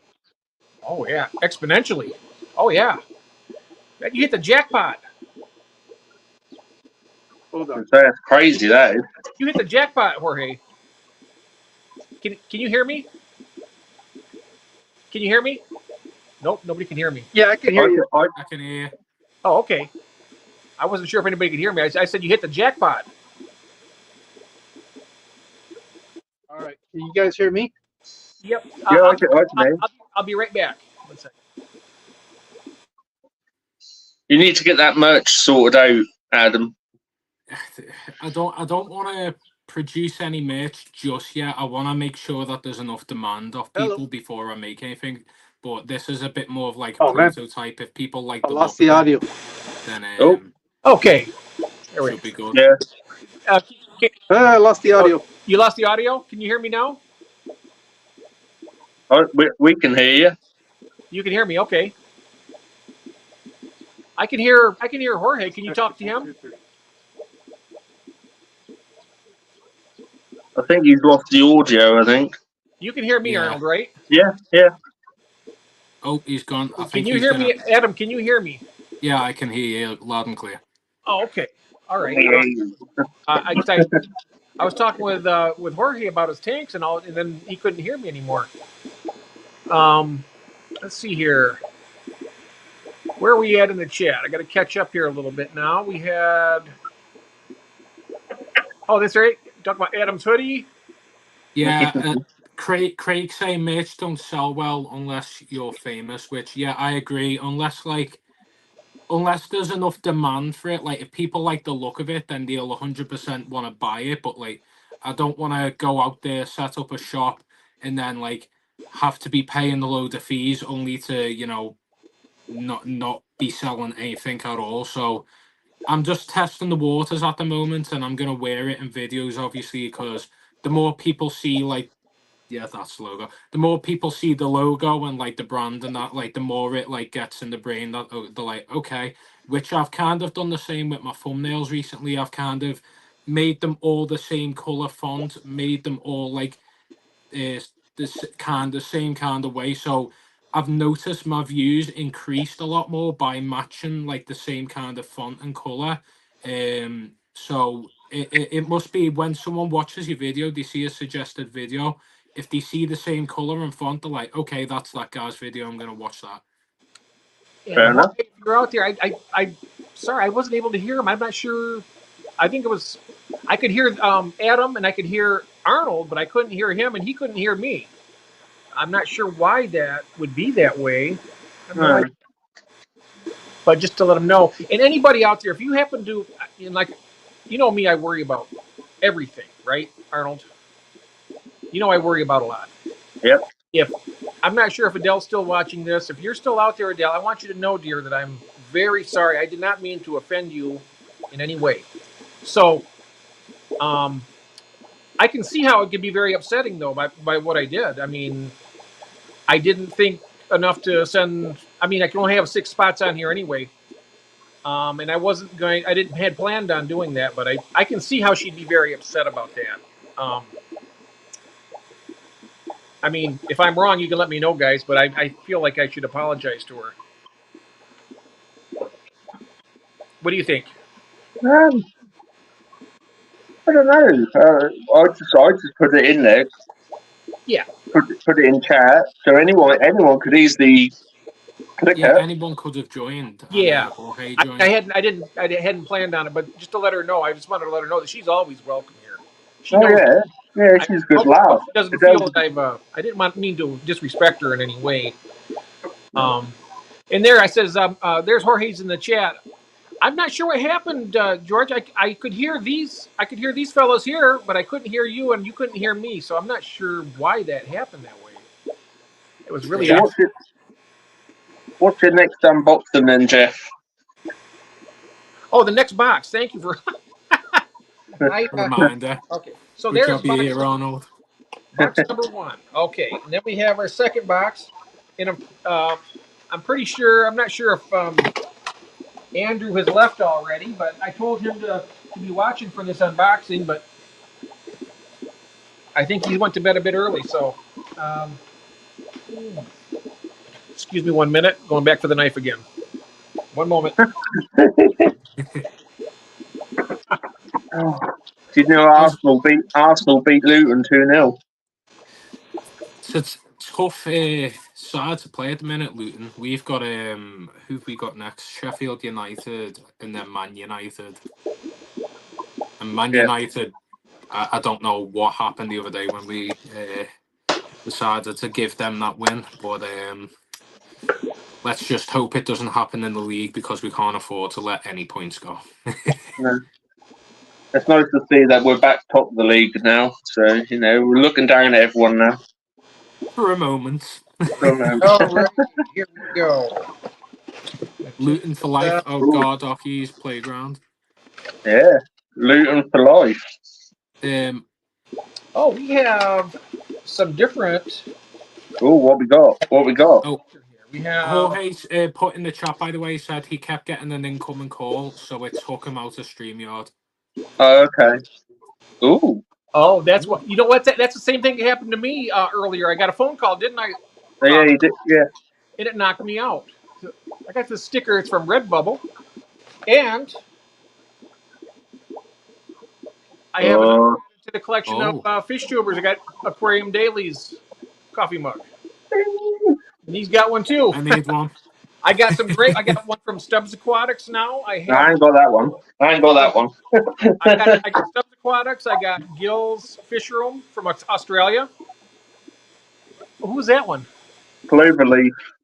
Oh, Cloverleaf. Oh, nice. Yeah. My Higer Cup should be arriving next week. That'd be nice. My Higer Coffee Cup should be coming next week, so I'll put in a good word for you. See if you can get one too. Yeah, Arnold, if you want to give me a hand in getting a Higer Cup, I'd be more than happy to drink out of one. I'll sort that out for you. Yeah. The Higer heater, by the way, it's doing great, and I love the fact that not even regarding the review, I just love the fact that I look across and I can see what my temperature is. Craig says, "Where's my pork? Where's my mug pork pie, man?" Talking about Andrew. Andrew, yeah. I've just found another label in this. I'm waiting to get my hands on Seachem Jolt. Seachem Jolt. What is that? I don't know what that is actually. Aaron, if you want to let me know what that AV's name is, Aaron, by the way. I don't know what that is. Oh, I do. I love the merch. This is really great. I have Stubbs Aquatics mug. Like I say, I love getting all of them. Now, you want to see a great mug collection, you got to check out Vince. He's got, I don't know how many mugs he's got. It's got to be close to 100 or more. It's the coffee cup. Is the Seachem coffee cup. Oh, wow. Yeah. Okay. Oh, Salient is in here. And nice to see Jesse in here. He popped in on the last live as well. Welcome, Hi, Jesse. Welcome. We have Ross here. You going to cook them? Ah, hello, Ross. Welcome. And hello, Jesse. How you doing, my friend? I hope you're hanging in there good. It's a good man here. Here we are. Let's see now. Oh, there we go. Chem coffee cup. Okay. Yeah. Very nice. Have Did you you get? guys got any content planned for like the upcoming weeks? Jeff, you can go first. Yeah, I like I say, I have my new rack that I'll be building up and getting some new tanks started. I do have some breeding projects that I'm going to be working on, and I'm going to try and it's going to be a long form video because it's going to take, I'm going to start out with my egg collecting device, breeding the fish, hatching the eggs, raising the fry up to a certain point. This is going to take several months to get that particular video out. That's going to be a cool video though, for sure, to show like the whole process. Oh yeah, and then I'll probably do the video when I set up the rack. I'm going to try and film that, and then I'm going to see if I know Mel if he can help me get my time lapse thing fixed up where I can do it quickly. Otherwise, it's going to be like a 2-hour video, and I can't have that. I'm still trying to learn the technology, Adam. By the way, if you hadn't already figured, I'm not very technical, so I depend a lot on my friends. They help me out a lot with my video issues, and so he gives me a lot of good pointers. Mel does. That's why he's such a great friend. Yeah. He does some fantastic videos. In fact, you see right now, yo fruitcakes. Yeah. What about yourself then, Arnold? Have you got anything planned at the moment? I'm going to be setting up my discus tank. Ooh. So I've bought a nice bit of bogwood for $49.99. Oh, okay. So I'm guessing it's a very big piece then. We aren't going there. We are not going there. We're not going there. PG, we're fish keepers. It's fish keepers. We're staying PG, so we're not going to even mention that. It's a nice bit of driftwood. It's going to go in my discus tank. It's going to leach out a load of tannins. It's going to look absolutely amazing. Okay. That's it. That's all we need to know about that bit. There you go. Yeah. Have you ever tried Corbo root or Harry? Nice to see Harry in here. Have you ever kept or had Corbo root like catfish would? Oh. No. Hello, Harry. Nice to meet you. Harry's the gent that I'm going to be scaping his tank next week. I'll get onto that in a moment, but I'll just carry on this conversation. I'm going to try and drop a link to Corbo root is like a big piece. It's like almost a tree stump that you can buy, and it has loads of like holes in that catfish breed in, and like cichlids and stuff like that. It's like a really good kind of wood that you can just chuck in the tank, and the fish will live inside it, basically. Saying that bit of bogwood that I've got is hollow inside. Oh, okay. So yeah, so there's plenty of like hidey holes and everything in there. Okay, well, I'll look forward to seeing that in your video for sure. Keep it secret for now. Keep your wood hidden. Jeff.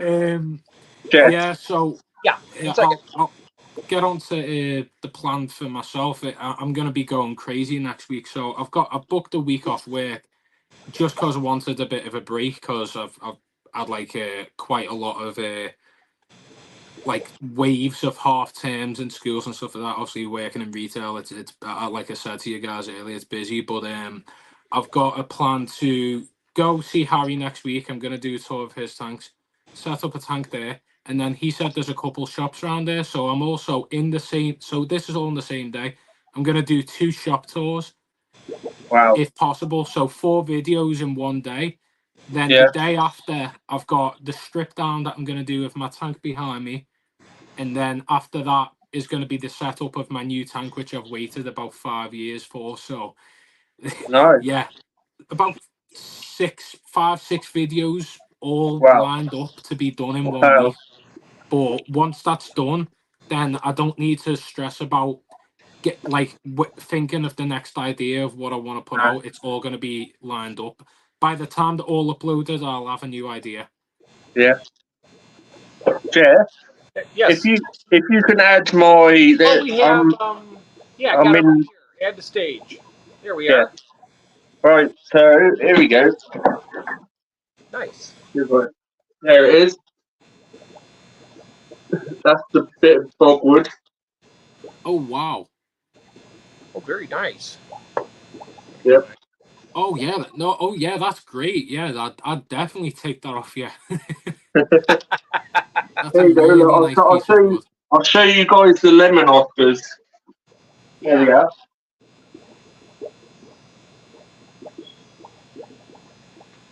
There they are. Oh, they're bruisers, aren't they? Yeah. Nice. They're beautiful, them. Yeah. Got a couple of angelfish. I need to get some angelfish in my fish room. I've never had angelfish in my life. There's so many fish. We're both on the same team here, Jeff. I've never kept angels, and I really want to keep angels. Me too. There are Decibarbs. I want to try and breed them. Yeah, them Odessa-barbs. Oh, yeah. Everyone in the chat, if you've never seen the Decibarbs before, the perfect, like, peaceful kind of barb that it takes them a while to marinate and to mature, but I'm sure Arnold can vouch. The stunning and the amazing, definitely a good alternative to tiger barbs, which I've just seen Jesse put in the chat that he's just bought some today as well. Oh, yeah. And then Chris Stubbs he specializes in barbs, and he has some of the really beautiful Odessa barbs. Beautiful blood red. Who's that? Sorry, who specializes in barbs? Chris Stubbs from Stubbs Aquatics. If you're able to let's see if we can get his. If somebody could, in one of the mods, if you could put Chris's channel in the chat, drop his link. Red Light Gorge, you could do that. Can you, mate? Oh, okay, that'd be fantastic. So there's the Malawi tank, which has now had a big water change. Oh, nice. They're stunning, them. So it's had a big water change. That's another community tank.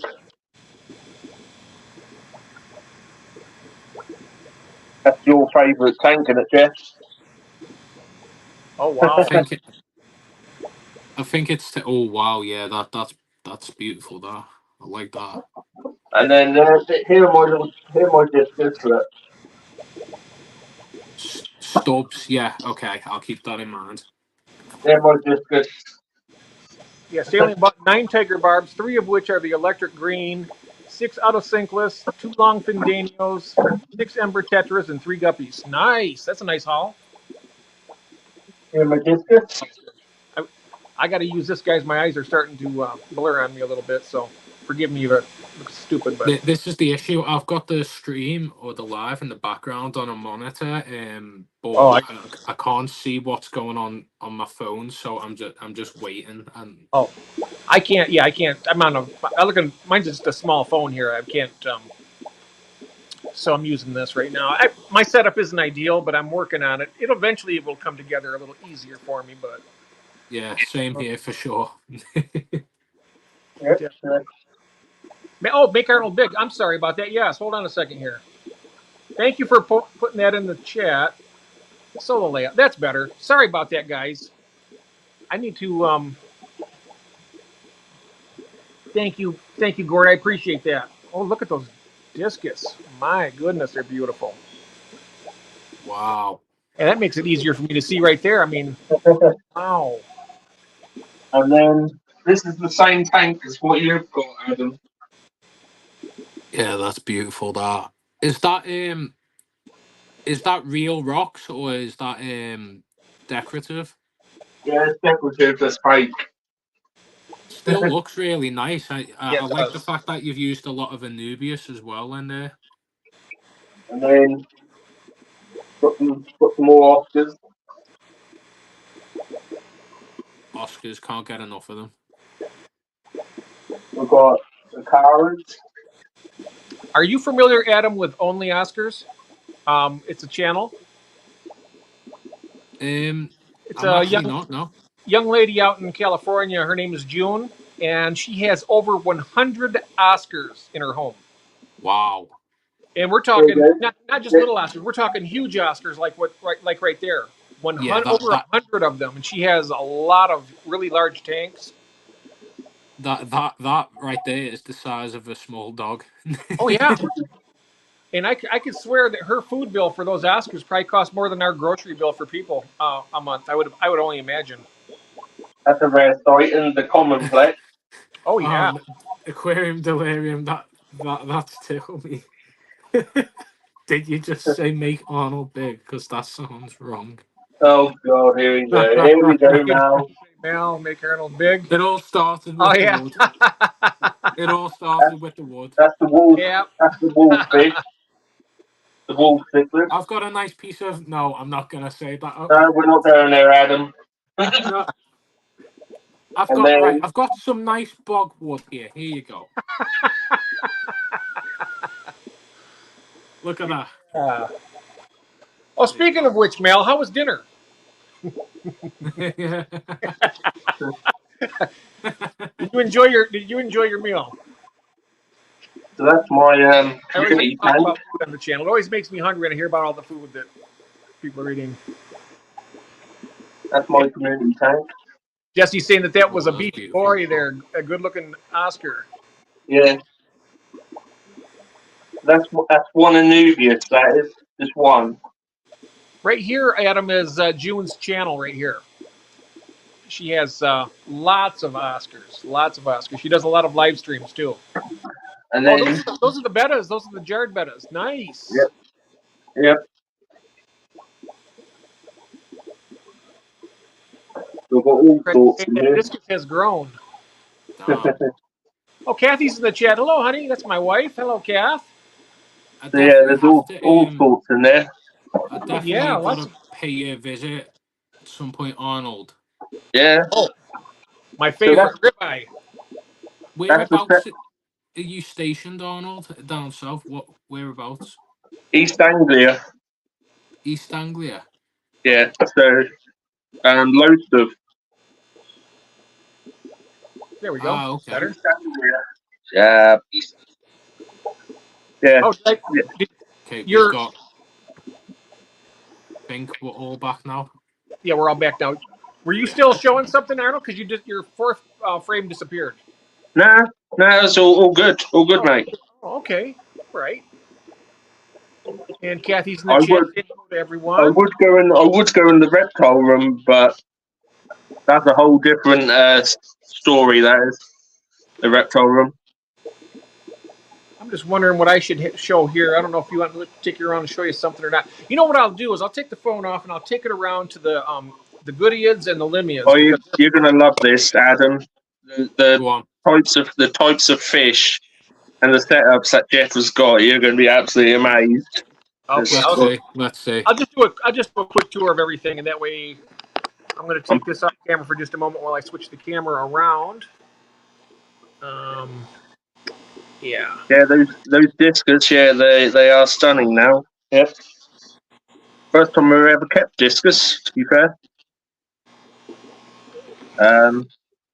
My Oscars, yeah, they eat for Britain. All right, we'll start here. Red zebra and Buna tank. This is just all red zebras. This is just a species only tank right now. I was actively breeding these a while back. They're beautiful fish. I could give them a bit of a feed though in a moment. I'll just do that. I'll go just a quick tour around. This is a grow out tank for some. Look at them! Look. Ducks. There's a nice male down here. Here's the male right there. Hey, look at that one there. Look. Wow. Not to be a bad guy or anything, but I've now overtaken you. Overtaken? On subs. Oh, typical. No, I'm not even going to go there because there's probably too many. Typical Scouser, yeah. Oh, God. Wow, these fish are blue star endlers. Look at them, look. Ooh, there's some nice blue These little- dream, are they? These are blue star endlers. These little ones here. The shrimp. What about the shrimp? Those are blue dream shrimp. Yeah, I love a blue dream. And lots of albino plecos. Now these fish here are fairly new to me, but they're really wonderful. These are the golden Austral killifish. Oh yeah, I've when I used to work in the shop that I worked in, that they get quite big, but they're stunning. I love the colors on them. Yeah, these you only get about 2.5 to 3 inches, but they have. I have this spawning mop in here. They'll lay their eggs on that, and I take that mop out and I'll pull the eggs off and I put it in a container. And I think I may have some fry of those. I'll show you that at the last. Okay. I'll just keep moving around here because I got a few tanks to get through. Here's my so many times. Oh, there she is. Oh wow. Female betta. Now you see her right there. If I put a male in there right now, they would probably breed immediately because she is just chucked full of eggs. Yeah, you can tell she is. Yeah. Nice and plump. She's a chunky gal. Got that chunky little tummy there, you know. You can kind of see that she's ready. Yeah. Down here's the wild type bettas. That's he's hanging out down there. Let's see where they all at. They're not very fond of the camera, these guys. Yeah. There it is. Right in the back there. Yeah. Come on, cameras out. Come on. Here's my epistogrammas. Oh. That's the female right there, and the male's even more impressive. He's got a. See if he's down in his cave. There he is. Wow. Big chunky boy. Yep. And then the black mollies, of course, they stay in there with them, and they get along fine. No aggression. Okay, we'll head over, down here. This is another group of wild type bettas. There they are. These are the betta NSA. Oh, wow. You see that blotchiness on the side and the black stripes on their face? Yeah. They're in the process of spawning. They're breeding. Wow. Oh. They got a bit. They got a bit camera shy. Then they thought, no, we're not doing nothing. Yeah, they're like, how about some privacy? And here's the fire mouths. Oh, look at them. Oh my days. They are beautiful. Look at the colors. Oh, they're gorgeous. There's the father back there, the big guy. I got the algae on the glass here. Sorry, guys. I gotta get in there again and. You can still see them. Yeah, it's fine. Yeah. Oh yeah. But I bred all these fish I've bred. Yeah. Okay, that's them, and then we'll move over here to the first tank of Goodias. It's going to be kind of hard to see in this because I have really poor lighting. Ooh. But Look at them. Wow. Got some nice coloration on his tail, and you can see the baby. There's some big babies right there. Wow. See how big those are? They're only about a week old. They look like mini. They look like celestial pale, Daniel. Yeah. Because they're that small. And not small, but grown in. Look at them up there amongst the hornwork. Wow. And I got you aren't short on the old hornwort then? No, but I always need more though, and I got over here too. This right here is pearlweed here. Paleweed, I've been told, is it is literally a weed. It just takes over.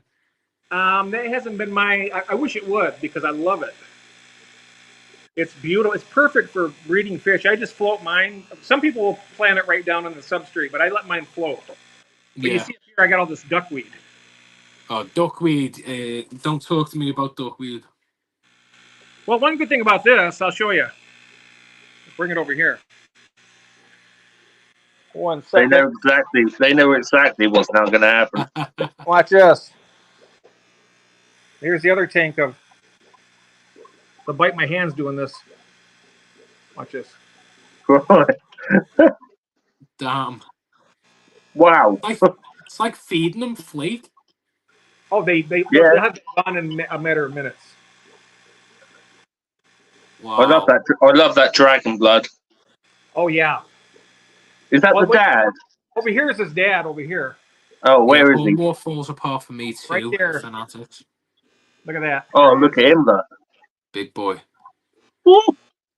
And my Jealous. convict cichlid in there with them. You know, people What's it? worry about African say they're so aggressive, but you know, you look at these fish, they get along great together. And these fish right here should not get along at all. No. But you can see, notice the fins on these fish. They're not all torn up. Nope. A bit of argument in the chat at the minute. Oh, argument in the chat? Not arguing, but I think like someone thought that Fathom was ignoring them. I don't. But he's just said he's just got back from hospital. Yes, I believe. I understand. I'm not sure exactly. I think he had some type of surgery done. I don't know the particulars on it, but I know I was very concerned when I was in a chat and I heard something about him being having an operation done. But look at that duckweed's gone. Well, at least you know all you need to do is take one of them fish and put them in somewhere to eradicate the duckweed. Yeah, they would probably eradicate everything else though too. Definitely. I mean, they are aggressive fish. I mean, look at all these babies in here. Yeah, they'd be perfect food for them. So preferably not to put them in there. Yeah. But and sometimes it depends. You have to have more than 2 or 3 for them to do it. It's like a pack hunting behavior because I'll show you over here. I have another tank. Well, here's my old cat. How you doing, honey? Yeah, little boy. He's 21 years old. Wow. Very vocal. And here I have just the 2 African cichlids in this tank. I have one red zebra and that dragon blood male there. And then, but they don't eat the duckweed. They're like, I don't want that anymore. They don't eat any of it. And Wow. I put them in here, and at first they ate a little bit of it, and I thought, well, that's cool. But then they left it, and now I got all this. We've got a couple of new people in chat. Yeah, we have. Oh, I'm sorry. We've got Jeff. Ginger. We've got Jeff Kane, Stephen Jeff. P. Hello. Stephen P. Pepland Creek Aquatics, and Mandy. Well, welcome everybody who's joined in the chat. Welcome. I'm just going around doing a real quick tour here. We have 25 amazing people in chat. Oh, wonderful. Wow. We have Stephen P. I see also. Hello, Stephen. Yep. Okay, and there's my pink convicts down here. I got a pair in there. Do you know, I love that tank. It looks, it's like just natural in it. Yeah, I just let the Java moss go and it Java grows. moss on the board, yeah. It grows up to the top there. I love that. I got a little bit of hornwort in there to spread it out. And I had a Java moss in this tank. Was that a convict coming out of that moss, that Java moss? Yeah, that's a male convict. It's a male and female pink convict. It's one over the other side. There was a darkish fish there. Yeah, that is the fire. That's the striped convict. I have a striped convict female in there also, and there's also a fire mouth in there. Oh dear, I love that when they squabble. They love it. I love it. Well, we've got Tim's freshwater tanks is in as well. Hello, Tim. Welcome. So where were we at? Oh, I was showing you the Godiads over here. Then I have the Limias yet. So we went through all these. Then we got over here. Look at all the babies in this tank. Wow. I mean, there are a lot of tiny fry in this tank all over the place. Just when you think there's tons up here in the plant. There's probably as many in the plant as you see out here. They're beautiful. I started out with 12 in here. I'm pretty sure I got quite a bit more. There's my one crypt I got from Terra. That's really doing well. That's a crypt red undulata, it's called. I also have some blue star endlers in here too, but the main fish in this tank are the tiger limias. Yeah, they're beautiful. I love these fish. And you know, the thing of it is, these fish are kind of endangered too. So keeping these type of fish, like the godiads and these limias, it's good to preserve the species because, you know, eventually they can become extinct in the wild. Yeah. And it's always good to have something like this going. There's a zoo by man called Chester Zoo, and they basically like take fish, breed them, and then like reinstate them into the wild, which is a really cool project that they do. Yes, they did that with the Chindango solosi. It's an African cichlid that was becoming extinct in Lake Malawi. And they got a lot of breeders together and they gathered up hundreds of specimens. They reintroduced them into the lake and they took hold. And now they're thriving again. That's great. Yeah. Okay, so then we already showed you feeding these guys, but look at the coloration on the fish. What about, did we get to see your albino crebensis? Oh, the I love crebensis. crebensis. That tank, yeah, let me pull the lighting in this tank is pretty bad. I had to unplug one of the lights here because I have my laptop plugged up here. Yeah. I need some more light more plugs. But I have, let me pull this forward. Where are they? There they are. I used to work for Steve Chester, Aquatics Fanatics UK. There's my paradise fish. That's basically the tank boss in here. It's kind of hard to see, but you can see all of this. Let me pull this up. The Whittaker in it. These are all the Ludwig that I need to trim up. Wow, that's a lot of Ludwigia. It's a lot. You could sell that. Oh yeah. But look at that. Goes up and it's just, see, those are all aerial right there. You see those things hanging down? Wow. That's how healthy this plant is. I could plant this anywhere and just float it even. That's great. Yeah, Fanatics, if you check my channel, I've done a documentary for his shop. Oh, by the way, we have Aquatic Fanatics UK. He's going to be joining in on the panel at some point. I already talked to Keith about it. Let me turn the camera back around one moment. He's going to be joining on the panel at some point. He's going to let me know when it's convenient, and we're going to have him on for a tour as well. Okay, let's take this off. Mandy wants to know what substrate is in your tanks, Jeff. Oh, okay. Which, all of them, or in any particular tank? I reckon they're all basically the same, aren't they? No, they're a lot different.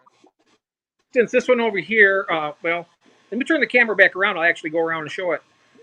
I don't need to go full screen for it, though. Let's do it the other way. Well, no. I'll show you the substrates that I use. And okay, let's back camera. Oh, alrighty. So, in this one right here, I use Quickcrete all-purpose gravel, and this also has an African cichlid mix sand substrate, which also boosts up the pH and it kind of like bolsters the KH in the tank because these fish like hard water. My water comes out hard on the tap, but it doesn't have much buffering capability. So that substrate in there keeps the water perfect for them. Yeah. Over here, you can see through all the this algae grows pretty quick in this tank. This is just 2 bags of the Quickcrete all-purpose gravel. You get it. I got it at Home Depot. It was real cheap. You get like 50 pounds for like $4.50, and I got 2 bags of it, so I got like $9 for 100 pounds. I put some of it in this tank, and the rest of it goes over in here. All right, and then over here, this is Seachem aragonite sand. I think I used 3 bags in this tank. And that's all the substrate in there. It does the same thing. It keeps the pH nice and stable. And that's what I use there. I got the same stuff over here, the substrate. And then I got a little bit of the pea gravel in there with it as well. Over here, I have the same stuff. This here has the Sea Chem aragonite sand, and then that's just not a real thick layer of it, but the shrimp love it. Shrimp just love I've noticed in like any setup with a lot of rocks or anything that's like gravel based or whatever, they just love it because like there's so much biofilm that like forms on it that like they'll just repopulate so much. Oh yeah. This tank over here is the black diamond blasting grit that I get from Tractor Supply. Get a 50-pound bag of this for about $11. I think I use maybe 3 or 4 pounds in this 10-gallon tank, and that seems to work pretty well. Yeah. The black diamond blasting grit. Then over here, different kind of gravel. This is like a store-bought gravel, like at PetSmart or Petco it's a Sea Chem brand. And I got that in multiple tanks. Just a question, Jeff. Was that cherry shrimp with them killifish then? Yeah, those are Bloody Mary Neocaridina, yeah. Wow. So do the killifish not eat them at all? They'll eat the babies, but the larger shrimp. That was supposed to have been. Well, I had a problem with what's called a scud, and scuds will eat your plants completely. Yeah. And I've been having a battle with them for a long time now. So instead of like bleaching the tank and killing everything off, I introduced some predators into the tank. Hopefully that they would, and they have worked pretty well. They eat, of course, if they can eat a scud, they can eat baby shrimp. So eventually, when I get my new tank set up, I'm going to take the shrimp out and have their own colony for shrimp only. Oh, okay. Because that colony that you see in there was like 10 times the amount what it used to be. Until I added of course, the babies are being eaten as fast as they're born, and so the colony's not growing. So, and like over in the 55-gallon tank over there, I had Blue Dream shrimp that would cover that entire substrate, and then I added all those limias, and of course they eat the babies, and so there are some left in there though. I mean, you'll see some shrimp here and there. There are a few in there, but I'd had hundreds in there. I think the key to getting like shrimp surviving in like a community tank or with fish is like making sure that there's just a lot of hiding spaces. Yep, but there and again, okay, that's the reason why I added the fish, because I had Java moss that pretty much covered the entire floor of this 55-gallon aquarium. Okay. Yeah. The scuds ate it down to nothing. Wow. They devoured every square inch of the Java moss that I had in this tank. And that's the reason why I added the fish in the first place. And I didn't want to kill. I have a really nice cycle in this tank. I mean, everything in here is thriving, right? Yeah, and so I didn't want to break it all down. For one thing, I didn't have any place to put all these fish. So I'm just doing the best I can right now until I get. The key is getting my new tank set up so I can get everything reorganized. Oh, there's some of the Blue Dreams down here. Not many, but there were hundreds in this tank. I'm sure they'll start to breed again, and then you have a good amount again. Jeff Kane loves the scuds.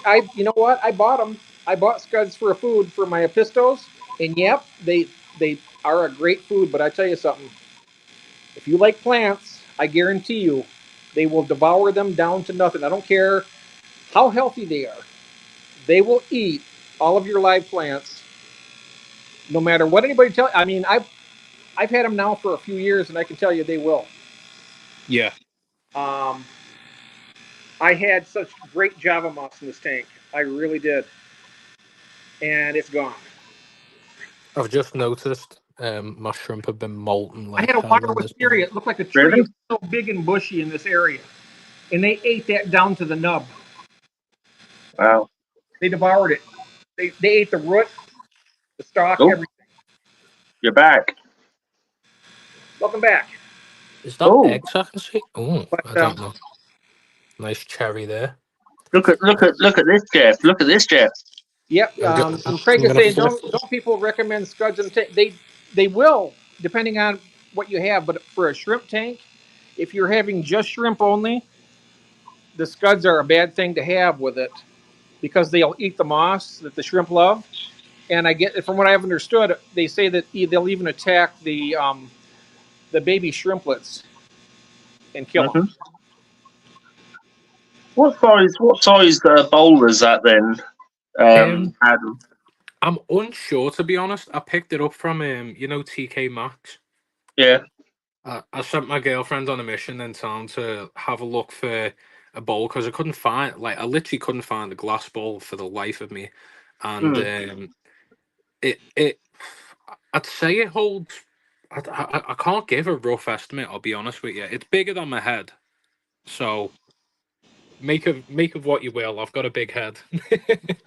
Oh my! Oh, look at that! It's just grabbed onto a leaf and sunk, and it won't let go. Craig's asking a question. What is a scud? What a scud is called a gamma shrimp. I think the scientific name is Hyela azteca. And they're a little shrimp. I mean, they're actually pretty cool in their own right. I mean, when I first got them, I loved them. They would breed, you get tons of babies, and they would do well. And then all of a sudden, the moss started disappearing almost immediately. Had really healthy, nice, thick java moss, and they just devoured it.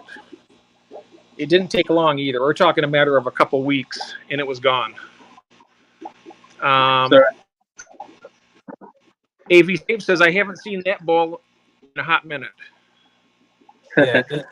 So AV Scapes, if you want to plug him again in the chat, I keep plugging him. But he set up. This is a video that me and him worked on together. So we basically set up. He come over from Canada to visit his family. He used to live local to me. We're Aquarium Fanatics. Well, I think that's his name. I'm sorry if I butchered you. The gent that lives in the Wirral anyway, he lived also in the Wirral AV a couple of years ago, but he now lives in Canada. He paid a visit here. We planned out a video together, and we went to a shop called Something Fishy to get the supplies. And obviously, I got all the plans with AV, but we set up the bowl together, and it's an interesting video and a dynamic. Because I don't think it exists like a shrimp bowl collab on YouTube. I think everyone like maybe collabs on a big tank or a big project, but a shrimp bowl it was definitely interesting for sure. Love the cat. Man loves to watch a fish. Yeah, that's my girlfriend's comment there. Her cat. If you noticed in my last live, I accidentally swore at it. It Minx is my girlfriend's cat's name. It loves the tank and won't leave it alone. So we've had to tape the lid down. But yeah, we collabed on this bowl, and I like to set this up. It was quite difficult because I had to make sure that I could move the shrimp into the bowl on the same day, and I used established like media and squished the sponges into the water column, so there was bacteria in there already.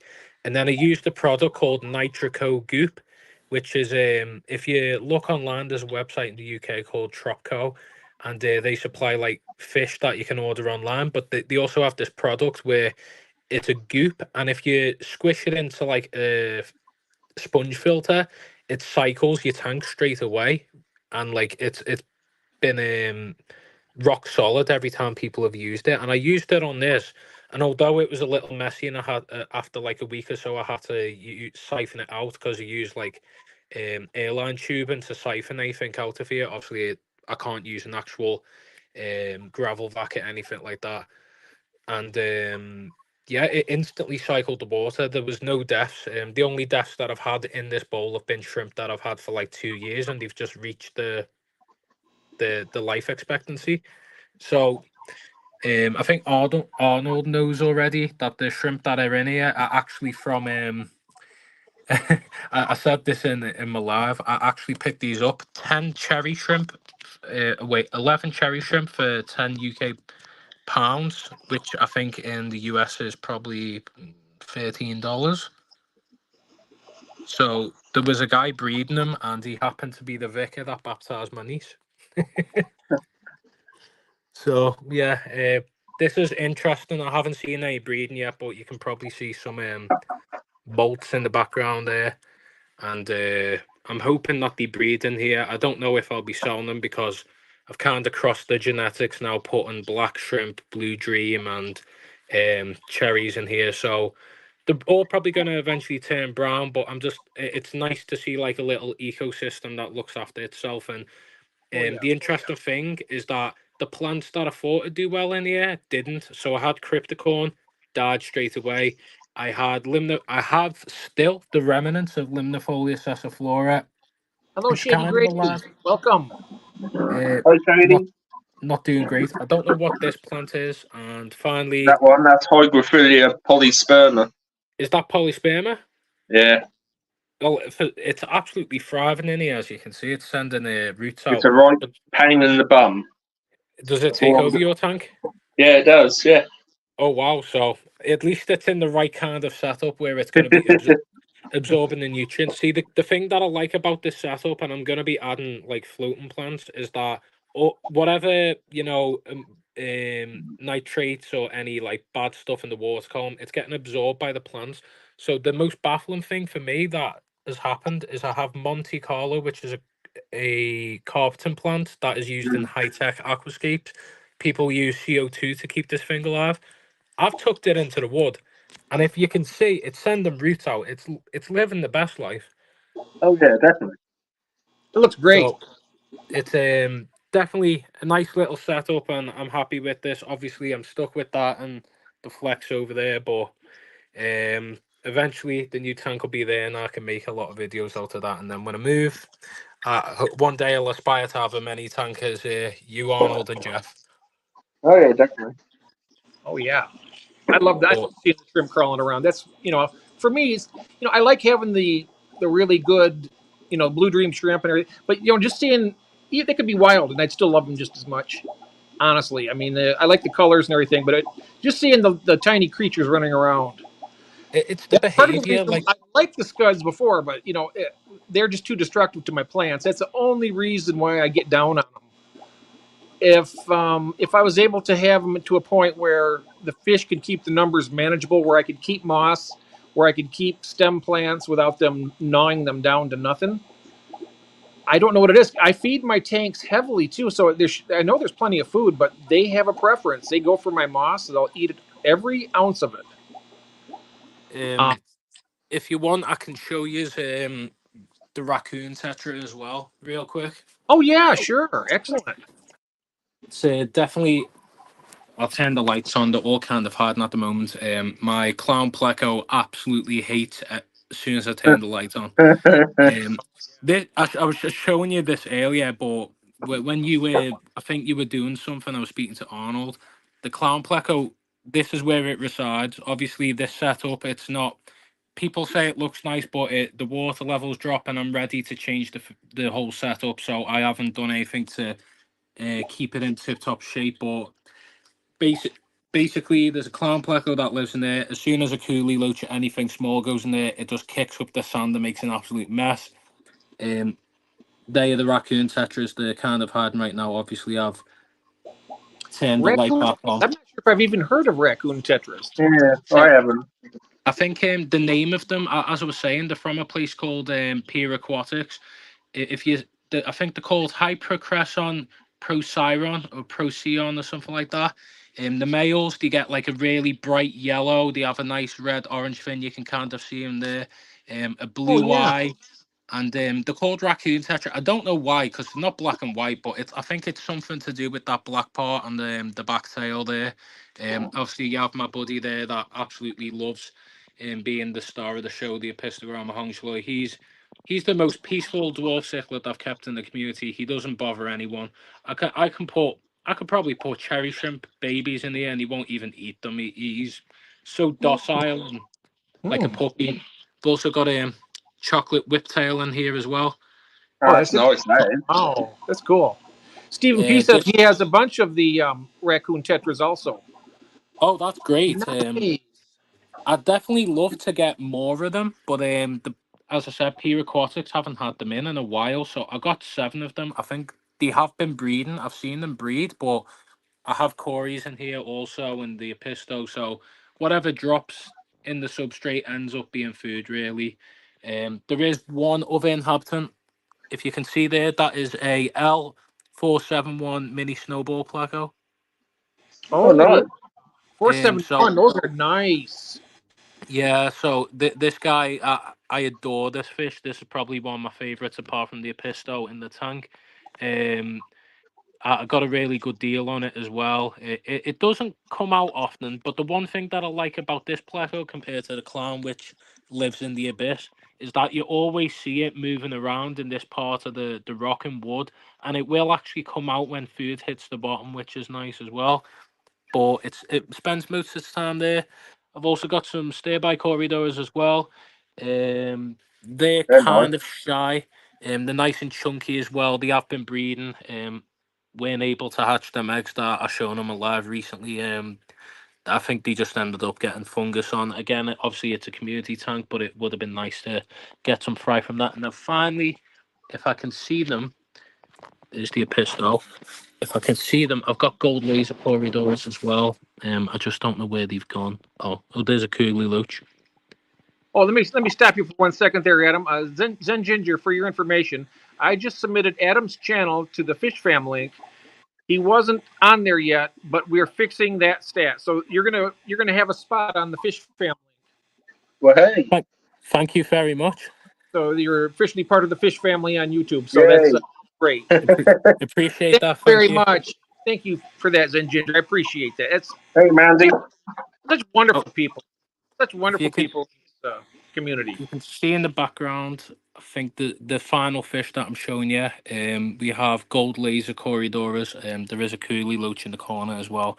The one thing that I like about the Cooley Loach is that a lot of people say you never see them, but it depends on the setup, because if you've got loads of cover, you'll always see them. But if you don't, they'll find the one rock in the tank and just hide in it.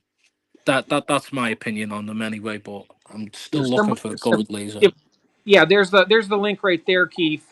Fathom just put it there for the Fish Fam link. You can click on that, and I think you are a moderator, so you can check that out without having to leave. It's a wonderful resource. In other words, if you wanted to schedule your own live stream, you'll have like a slot that people will, I mean, people can go live anytime they want, but it's kind of nice to have a time slot where that's pretty much your time, and people kind of respect that, and I think it's wonderful, actually, honestly. Yeah. But there it is. That's here's the link right here. It's fishfam.link. Mm-hmm. Fishfam.link. I'll check that out. Yeah. Yep. Thank you very much. We are the Fish Fam, Craig says. That's We are indeed. And Matt and Steven and Jenna, they can help with any advice. Mm-hmm. Yep. Definitely. Great stuff. Well, I think I've shown all the inhabitants. Obviously, as I said, everyone that is watching, there will be a tank set up of a tank that will fill this whole desk up, and it's the first time I'm going lidless as well, which is why I didn't go for Decibobs. I know that you recommended them, Arnold, but I've been pre-warned that there is a potential of them jumping with a lidless tank, and I preferably not like to have any jumpers. Right. I think the jumping bit is, I think it's more to do with, like when I feed my Decibobs, they go absolutely nuts. Yeah, that's what I mean. I think it's to do. And I think they get too excited. I think it's to do with the feed, and probably the fact that I was also told that, for example, if you were to walk into the room and they're not expecting like the door to swing open or the lights to turn on, that they probably end up deciding to be a son. Yeah, I think they get a bit too overexcited for feeding time, and then I think they just forget that they've jumped out of the tank. So, well, 100% check out Fish. So is it just fishfam.com? Is it? Yeah. Fishfam. Yeah, and also you're added here. I added his YouTube and IG, Instagram. If he had any others he wants added, And no, he added the IG and it searched and found because the one on his page seems to be a dead link Oh, is for your it a dead link, the one on my account? Instagram. Yeah. Okay. And it seems to be a dead link for me, just so he knows. Yeah. Okay, I'll check Acre that out Toys, I've real never quick. heard of it. Okay. Yeah, that's I didn't know about it until a few years ago. With the Fish Fam and the Fish Fam link. It's Great interesting. little I community. go there sometimes to check. You can go there if you ever want to look for a live stream to watch. You go there and you look for the calendar. Yeah. And, Oh, great. Right, let me sort out that link now because I've been directing people on my lives to my Instagram, and yeah, I've searched it up. Yeah, it is a dead link. Wow. Okay. Well, great to find out now, never than never. Yeah. Yeah, Right, you can copy add link. that on there whenever you get it sorted out too. That's a good thing about it. I've got my We still have Instagram. We have 27 people in chat. Yes, and thank you everybody. It's so good to see everybody here. Yes, indeed. I look forward to Wednesday when I come in here. It's just I love this hobby just so much, and people come in here. I just love everybody that I see in here. It's so nice, very very nice. Is there any questions, people in chat? If you want to ask me, Jeff, or Adam any questions, then just leave them in chat. Yeah. Hello, Tim's Freshwater Tanks. Yeah, he's been in here. He's been in here for a Yeah. little while now. Yes, he has. Yes, absolutely. Well, I think I pretty much for this week. I think we've pretty much covered everything we meant to do. We had the 2 unboxings earlier. We had the nice topics from you, Arnold. That was fantastic. You're welcome. And we've also had some good networking going on between our channels and everything, so people know Adam now. Adam knows other people's channels. It's good to the support system is really great. I love it for the networking of it, side of it, learning new channels, more things to watch. It's always fun. Yeah, the only downside to Adam is he's a Liverpool supporter. What? He's a Liverpool supporter. Oh. Yeah, well, that's the better team right there than that one.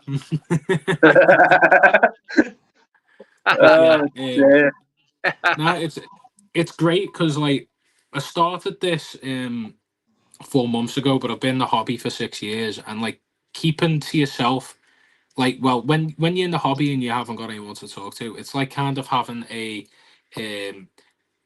just like it's like keeping it a secret, and like you've got nobody to talk to, and then when you have people to talk to, they're the people that work in the shops, and they probably hear it all day every day off different people wanting to have a conversation, and they're like, well, this guy just leave us alone. Why does he keep coming back and tell me about what his aquascape looks like or what fish is breeding? Like, but when you set up like YouTube or any kind of social posting content, you open the gateway and the doors to all different fish keepers. Obviously, Jess from America, you're from down south in the UK, and I've got people from South Africa, Canada, all over the place, like saying, "Oh, I like your content," or like they're speaking back and forth, and it's like it's And Australia, crazy if you we have think about Australian it. audience. Yeah, we have Australia too. Australia too, yeah, I forgot to mention as well. Like so many different countries, I can't name them all, and you're like, it's crazy. And I was actually having a conversation with the Andy, the guy who runs Something Fishy, and he said there is the reason that some of us get views from like these, Brazil, Venezuela, and all that. They're actually the fishermen looking at our channels, seeing what the demand of what fish is to be coming into the shops. That's interesting. Yeah, so they're watching our content, looking for what fish people want. Nice. So that's a cool little fact if you don't know. Yeah, nice. Definitely. Excellent. But this community is like amazing. I say this every live that I talk, and I'm sure you know it as well. Obviously, from starting 4 months ago, and now I know like a bunch of people from all around the world, and I'm on this speaking to a bunch of people I've never met in my life about something that I'm And passionate you're about. overtaking me on subscribers now. Sorry? You've taken over me. Yeah, I've taken over you. And I've been doing this for what, 3, 4, 5 years now. Same thing with me and Mel. Mel will be overtaking me any day now. He's already, I think he's within 10 of me right now. I think Adam will be overtaking us. Well, he's overtook me, so I'm not surprised at all, though. I mean, Mel does fantastic videos, you know, and he's just he puts out some really quality video. I'm just not that technical. I mean, you know, I know the fish side of things. You know, I have a lot of passion. I mean, when it comes to passion for the hobby, I go to toe to toe with anybody. Yeah. There's no doubt about it. I mean, I could talk fish until somebody's blue in the face. I can guarantee you. I mean, all day long, I could do it. So, but that's what I like about the hobby. You know, it's the same with Adam. I can see him hitting his 1,000 goal by August. Yeah, it's crazy to think. Like, it started on the end of November, got to Christmas, and I think I hit 100. So from December to now, that's where I've got to. So the last live I done when you were in the chat, Arnold, we went up by like 15, 16 subscribers. Mm-hmm. Within a week, I've started gaining maybe 50 to 100 each week. But wow. like when I first started, it take me each month. So for the first 3 months, it was 100 each month. Now it's just gone bump, bump, bump, and I don't know if it's because I'm pumping out shorts every day. That's really good to get new faces in. When you do lives as well, vertically, you end up in the short feed. So sometimes you do get put in the wrong places, and you end up having a kid that likes a bit of Fortnite and ends up on a fish live going, what the hell are these people talking about?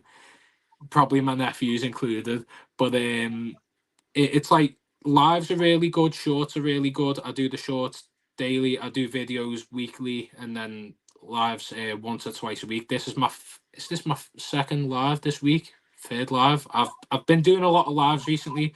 Again, I say this, and like you probably know, it's a good way to speak to people and answer questions there and then in the mass. So you could answer one question from a friend that you've wanted to speak to, but obviously you've got other people, and then there's new people. So it's really cool anyway, and it's I'm grateful anyway.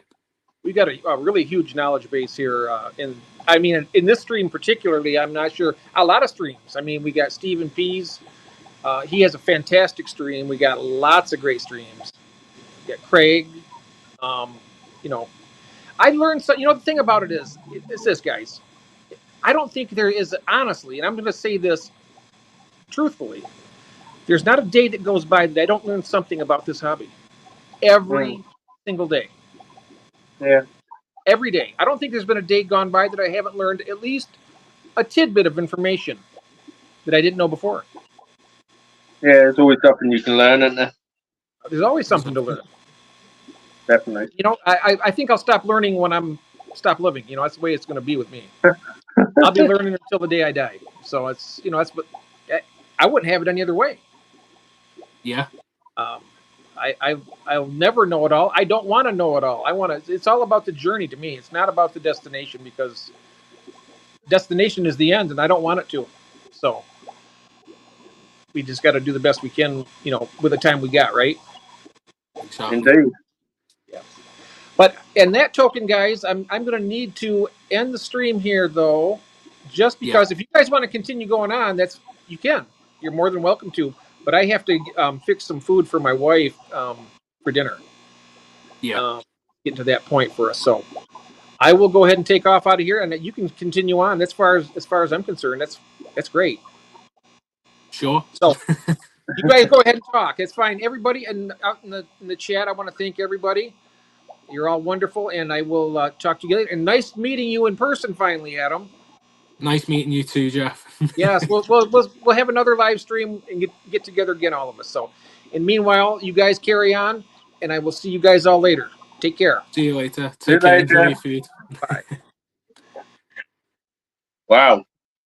And now those two. Oh, he's back. Wow. I The, just gotta. the reins of having the AA meeting now. Yep, I'm Wow. just going to take it off camera and take it off mic. Yeah, the reins of the AA meeting. Look, now look what you got me into. Look. Too much power. Yeah, too much power now. So, come on, guys, in chat. There's 28 of you. Can you give us any questions for me or Adam? Yeah, it'd be very interesting to hear some questions, what people want to know about myself and Arnold. If you're looking for any answers to fish keeping related stuff, that'd be great as well. I'm sure that quite a few of the people in here are already fish keepers yourselves. So, yeah, ask away. Let's do this. Yep. I've got the snacks on the side already. Well, I've got dairy milk bar. That's about it.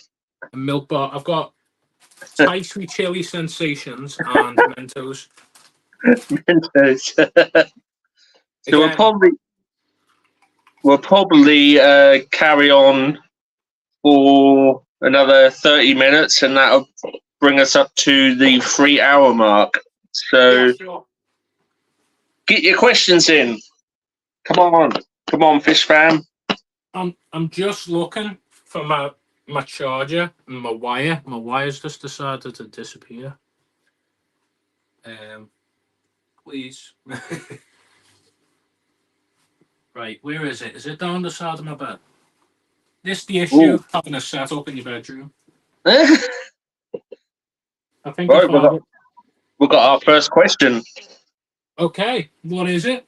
It's from Mandy. So, what are your favourite small or nano fish? Oh, that's a great question. If Go I on, could, Adam. if I Go could on, Adam. find You my start. charger. Right. You start, Adam. My favorite nano fish. If you're talking about nano fish, like small fish, there's quite a few options. There is Chili Rasbora, the Celestial Pale Danio. There is so many Ember Tetras are good. Green Neon Rasbora. I could name the Bible of fish, but if I were to talk about fish that I'm keeping or that I've kept, I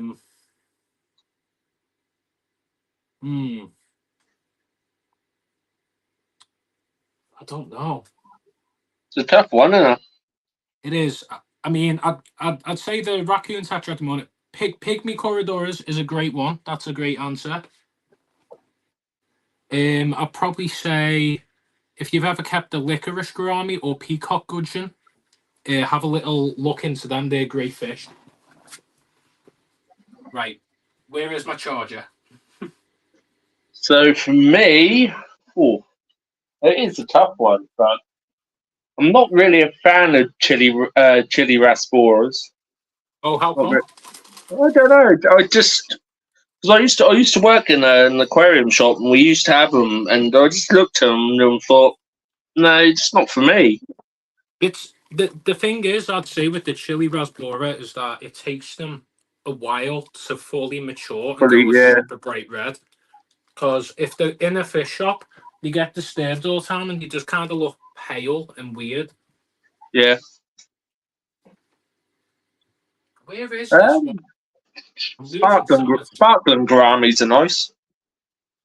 Yeah, sparkling gourami is a great shout. If you ever hear them at night time as well, they croak. They make a little they croak. crickety noise. What else? CPDs, I don't mind them. They're nice.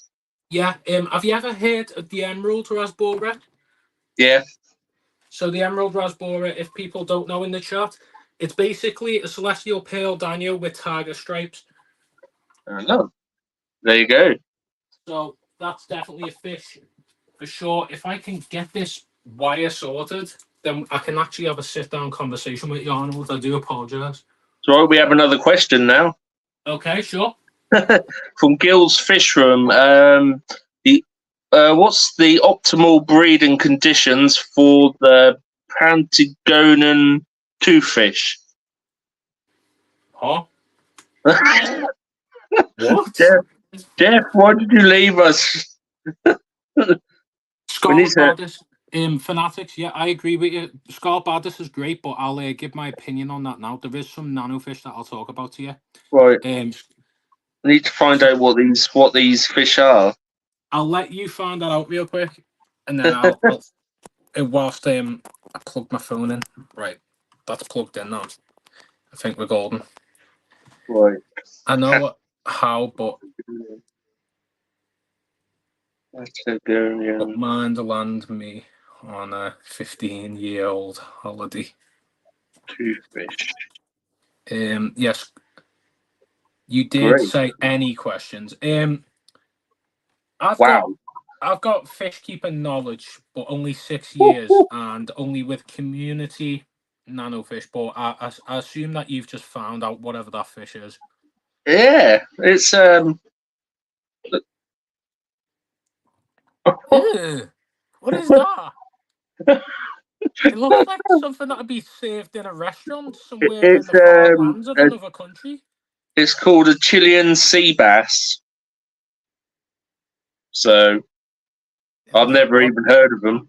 That's an odd creature. How do I become a billionaire with no effort and $1? Right. Right. Gil, I haven't got a Scooby on that one because I've never even heard of them. I feel like the chat's gone feral now that we're it's just us. Well, when it was just us, we had 32 people watching. That went up. That went up. It went up. It went up. That is surprising. Okay then, right.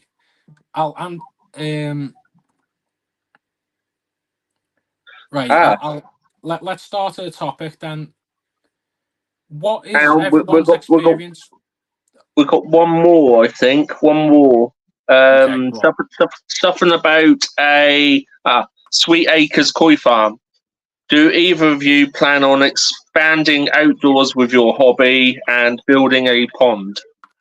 I've seen in America that this is the thing that I've seen online that like people have these outdoor ponds and setups with like rice fish or guppies and stuff like that, and I find that really cool. Obviously, we're in the UK, so it's not really possible, even in the summer, because the weather could be like 25 Celsius and then the next day -10. Like it's not stable enough. So, I mean, a fish that I've always wanted to keep, and I said in my recent shop tour of the Maidenhead Aquatics car farm, is the golden tench. Golden tench, yeah. Yeah, I'd like to definitely keep golden tench or obviously koi, beautiful, and sturgeon. I've seen so many outdoor fish, but I don't. It's not something in the near future that I do, but it's something that I definitely like to do. Yeah, definitely. For What about me, yourself? it will be opening up my shop, so then I'll have absolutely hundreds and hundreds and hundreds and thousands of fish. Have you got an estimate on when your shop would be open? We're just looking for an ideal property to rent because a lot of places they want like £2,000 a month just for the rent. So yeah, we just need to try and find somewhere and make sure it's got on-site parking. Oh, nice to see Joseph in here. Little shout out to Joseph Carlson. He's been supporting my channel for quite some time now. Nice to see you here. Good evening, mate. Oh, we've got Bewizzle. Hey, how you getting on? So yeah, it's just going to be the opening the shop. Might have a pond out in the back garden. You never know. Yeah. Koi.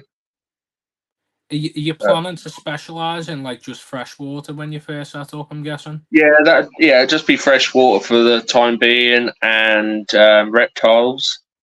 Yeah. And then once we've been going for a couple of years, then obviously we'll probably get marine fish. But yeah, it's going to be a journey. So yeah, for sure. I spoke to quite a few people, and like there was a lot of shops that I know that the like electricity bills have kind of hit a standstill at the moment. So because when the cost of living went up, a lot of places in like the northwest did shut down. A place, sadly, rest in peace to the gent who used to run it. The Wavertree Nuke, if you've ever heard of it in the northwest, it was running for over 40, 50 years. And the fellow who ran it was lovely, and he had to shut down, and it started with the shutdown of Marine, and I think like maybe less than a year later the whole shop ended up shutting down. But then on the flip side, I spoke to Andy's Aquatics, and they were planning expansion. Obviously COVID, cost of living all hit. They stopped it because they were midway through it, and now they're starting to go through with it again because apparently the bills are slowly going back down again, which is nice to see that we've hit a peak and then it's going back down. So it'd be nice to see more shops open up again in the UK for sure. I was going to say my fish room. We put about 250 quid a month on the electric, and we're probably left with about 40 quid now to put over to the next month. So that's all good. Yeah, that's very good. I mean, glow light. Oh, so we've got a big comment there. We've got one from Fanatic saying one of our local shops got 7k electricity bill. That's crazy. Glow light Daniel experience. I got 8 for mature 3-year-olds, 20 long. One of them chases others until they all die. I'm down to 2. Is that behavior typical? I think, Andy, I'll give you an answer to that. I don't think that is typical behavior. I think like the issue that might have happened there, from my experience, is that when you have fish that are non-stop on each other, it can be 2 things. It can be down to the setup, it can be down to the temperament of the fish, or it could be down to the male to female ratio. And I think what may have happened here is that in school of fish behavior, there's a pecking order formed, and you'll have the dominant fish that will lead the group, and then you'll obviously have the runt. And if that runt dies, then another one will replace it, and obviously there will be a chain effect. However, that only happens again with a male to female ratio. If you've got a bunch of males and there's one dominant male, it's gonna just keep on killing all the other males until it's just that fish and the females left. So Yeah, you may have 100%. had the issue where there was one female and the one male, and that's probably why you're left with 2. Again, it could be down to setup, environment, if the fish are stressed as well. There's quite a few different scenarios that could happen there. So I've had experience. I'm not sure if you've kept Emperor Tetra before. I haven't, no. So I had Black Emperor Tetra, and I had 7 of them. And for the first 6 months I had them, they beat the hell out of each other. And there was 2 dominant fish. There was the one that had bossed everyone around, and then there was the other. So there was 2 males, the rest were females. But then I removed that dominant fish out. Then that male took over. I removed that one out. It happened again with the females. So there's always going to be some kind of fighting amongst school and fish. You kind of got to accept that. But it varies on what fish you've got, really. I've never heard of glow light tetras killing each other, though. That's definitely something new to me that I've never heard. But I hope that I've answered in some way. Awesome. Right, so we've got another question from Joseph. So, which American species of fish do they sell in the UK? I'm trying to think, what is American fish that is like a tropical fish? I'm gonna have to search this. I'm meant to be good at this, and here I am looking up. As Jeff said earlier, you learn every day. What? You do indeed. Well done, Jeff. Well done, Jeff. What American tropical fish? What American Central America. Is that Central America? Is it? Yeah. Yeah, so that'd be. Okay. Oh wow, here we go. Yeah, here's the list. I Damn, that's think a I've got. list. I think I've got some in my fish room. I think. I don't see many largemouth bass, but I'll answer for you. Convict cichlid, Jack Yep. Dempsey, firemouth cichlid, rainbow cichlid, jaguar cichlids. So it seems to be a lot of cichlids. Mhm. That seems to be what for sale Oscars. in the UK. Oscars as well. Oscars, yeah, Oscars, of course. Dove High. So that's the wolf cichlid. I believe I've seen one of them for sale the other day. How much do they usually go for? Wolffish. Well, I got mine for a tenner. That's all And like South American. Yeah, I was just reading off a list, to be honest there, Fathom. You got yours for a tenner? You got your wolffish for a tenner? yeah. They were selling in the Maidenhead that I'd done the tour of for £100, Cool. which is surprising for sure. Fathom's got a good one. Texas cichlid. They're beautiful there. Yeah, Texas cichlid are beautiful, but they are very angry with anything else in the tank sometimes. I think I've got a family member and he does not have a clue what he's doing, and he had 2 parrotfish in with Malawis. Yeah, this is where it gets crazy because I'm sure everyone in the chat's probably going to go, what? These are the things that he had in one tank. Obviously, you probably know all these things didn't live. He had parrot cichlid, goldfish, Malawis, common pleco, in Texas cichlid, clown loaches, rainbow shark, and synodontus catfish, the upside down one. Yeah, Yeah. he had all of them in the same tank. What size tank? I don't know a rough estimate, but it was a decent size tank. But yeah, everyone's going, what?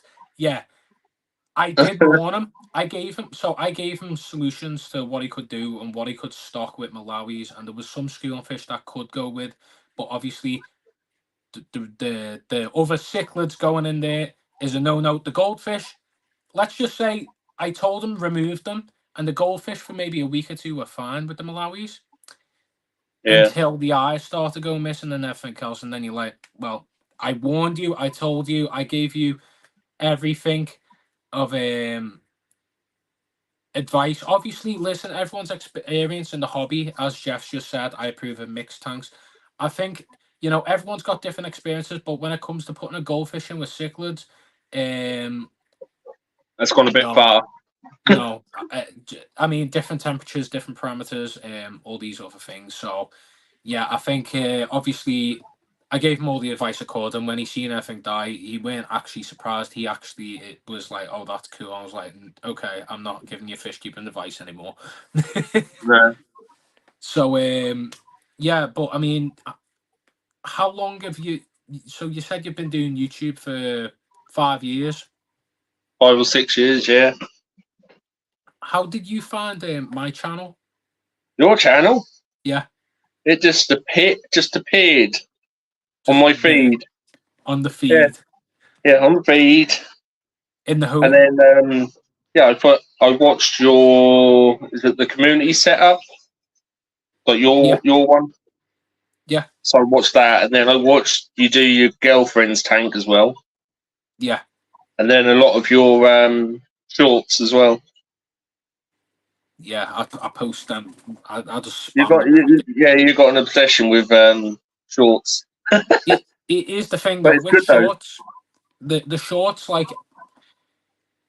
I say this to quite a few people. If you're wanting to grow your channel, you could do really high quality shorts, but then get no views. But if you're doing like I see short as like disposable, it's good to like get interesting things. So like I've shown the shrimp molt the other day, shown the Corey's breeding.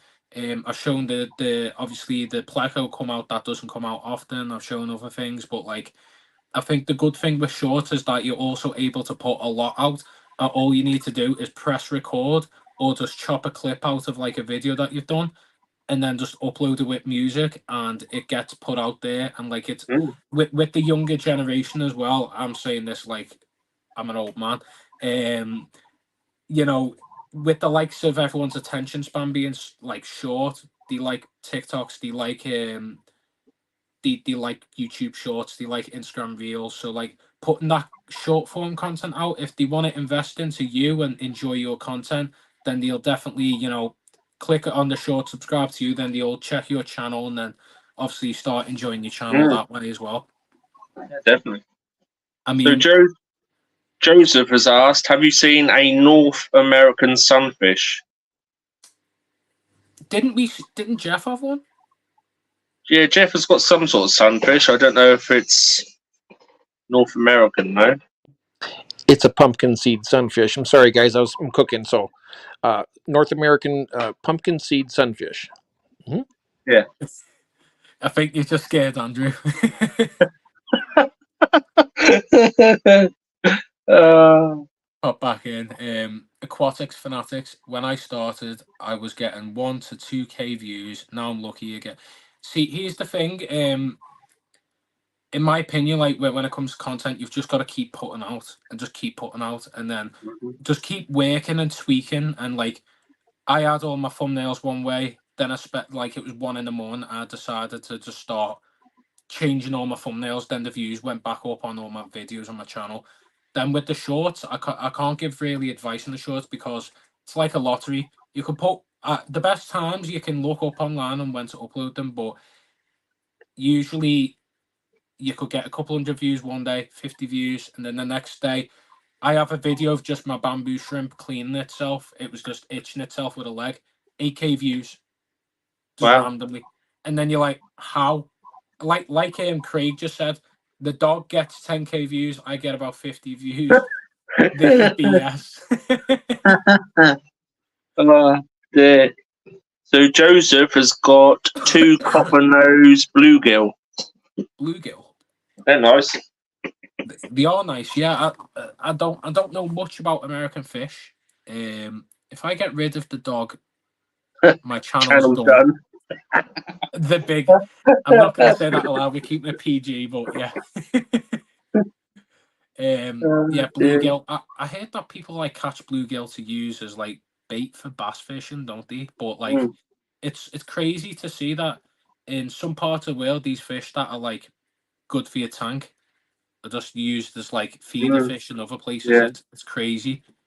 That's Craig's Catfish has subscribed to your channel, so you'll be able you'll be able to see his dog. It is huge. It is massive. Big dog. Right. Jesus, man. Yeah. Yeah, I can't remember what type of breed he is, but he is big. Alsatian or like Doberman or something like that. Fathom saying it. Not a dog. Oh dear. I think his name's Phantom, I think. Oh, Big Steve's Glass Box Creations. Nice to see you in here. What kind of additions, like botanicals and such, do you like to add to your tanks for breeding or otherwise? I'll let you go first because you do the breeding, and then I'll get on to obviously the aquascape kind of visual looking kind of thing. So any botanicals like Indian almond leaves, oak leaves, what else have we got? Oh, chola wood, just anything which will leach. Some nice black water kind of tannings, really. And then also, especially like for better breeding, any fish that spawn in low pH, which the botanicals help with, they lower the pH, you'll get the fish to spawn. But yeah, they're definitely great for betters if you want to get to breeding them. But if you're going to go and breed betters, you're going to have to know it's a lot of work to breed betters, and then obviously housing hundreds of little ones. Are you selling these betters by any chance then? Like, I know that you do sell fish, but like, are you selling them to shops or are you selling them to other fish keepers? How do you go about like selling your fry and stuff like that? Oh, literally, I open my door and about 5 seconds down the road, I've got a fish shop. Okay, so that's great then. So I've made a deal with them, and I've got a few people on YouTube who want some as well. So Yeah. yeah, I've got to send one to Scotland. Oh wow. Yeah. I've got to send one to Bradford, and then I've got to send one to someone else as well. So I've got plenty. I think I've got like 80, 90. So That's great. I did a water change on them today, and Yeah. you have to use a pipette to get half the water out and get rid of all the debris. And then you have to place them all back in a certain line and everything. It gets a bit tedious, but if you're going in to do this sort of stuff, you've got to do what you got to do at the end of the day. Yeah. I think like my plan in the future with breeding and like keeping fish is that I'll look like I in my fish keeping evolution video, I think I spoke about like how I started off with just, getting into the hobby, learning, you're learning every day like we are now. And basically, I've had the one tank, but like the experience and knowledge I've got like is a lot more vast than I think people would realize. Like when people say, "How many tanks you got?" Because the way I talk about things, they expect me to have about like 20 tanks over there or something like that, and I go, "Got a fluval flex and a bowl." So it's funny, but I'd like to obviously have them kind of aquascape setups like round, but then I'd also like to have a rack or two of maybe shrimp, dwarf cichlids, stuff like that. Obviously, I've set up this new tank in my girlfriend's, the community cichlid tank, as an experiment to see if these fish breed in the community tank. Then that'll be my way of starting to learn how to breed and etc. And I haven't tried with like giving a live food to anything like that. I think like I just need to beef them up and mature them because they're only young fish. Once they get to a decent size, then I'm gonna obviously, the more I'm around there, the more I can be on high maintenance and stuff like that with the fish. But I've noticed some behavior. Obviously, there's a dominance thing with the male female. The female used to kick the crap out of the male. Now it's the other way around. Then it's that way around. And now, yeah, I think they've both mellowed down. But it's probably going to switch tomorrow. It's funny. But yeah, I'd like to definitely breed fish like yourself. Not on a mass scale, but obviously, resupply the hobby. Like the YouTubers. What I wanted to do is like feed into the hobby, and obviously one day the goal. I think everyone's goal is obviously make a living off it, but for the meantime, I want it to recycle round. The reason like I'm setting so many tanks up now, I never used to. I was just sat there in my room watching fish videos and playing around with a fluval flex, and now I'm setting up tanks for other people. Now I'm going to different shops. Now I'm doing reviews on products and stuff like that and lives, and it's just crazy like how quick things can change. Definitely. Like, So, someone just put a question. Aqua Fanatics. There's a better breeder in Buskov, wherever that is. He imported some top quality betters. So my betters, they are koi, cross cat, and some of them are half moon bicolor cross cat betters. So we have got some stunning koi ones growing up nicely. I've just seen that Bearsco. Yeah, Bearsco, where's that? Bearsco is next to Ormskirk, which is a place next to Wigan. So Okay. Wigan's like, if you don't know, Wigan is also where Pier and everywhere else is. Around that area of like the northwest, though, there's some like really big, nice shops around there, and it's again, I need to visit them places more. So but I definitely, if anyone in this chat's never heard of Pier Aquatics, if you want to know if you want to go on their website, even just scroll through and you'll see fish that you've never seen in your life. They're the kind of places I like to go to nowadays, for sure.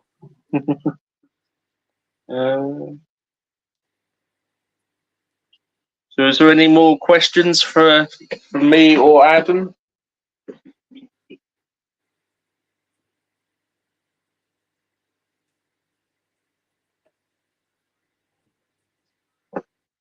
None else has a mop in their store.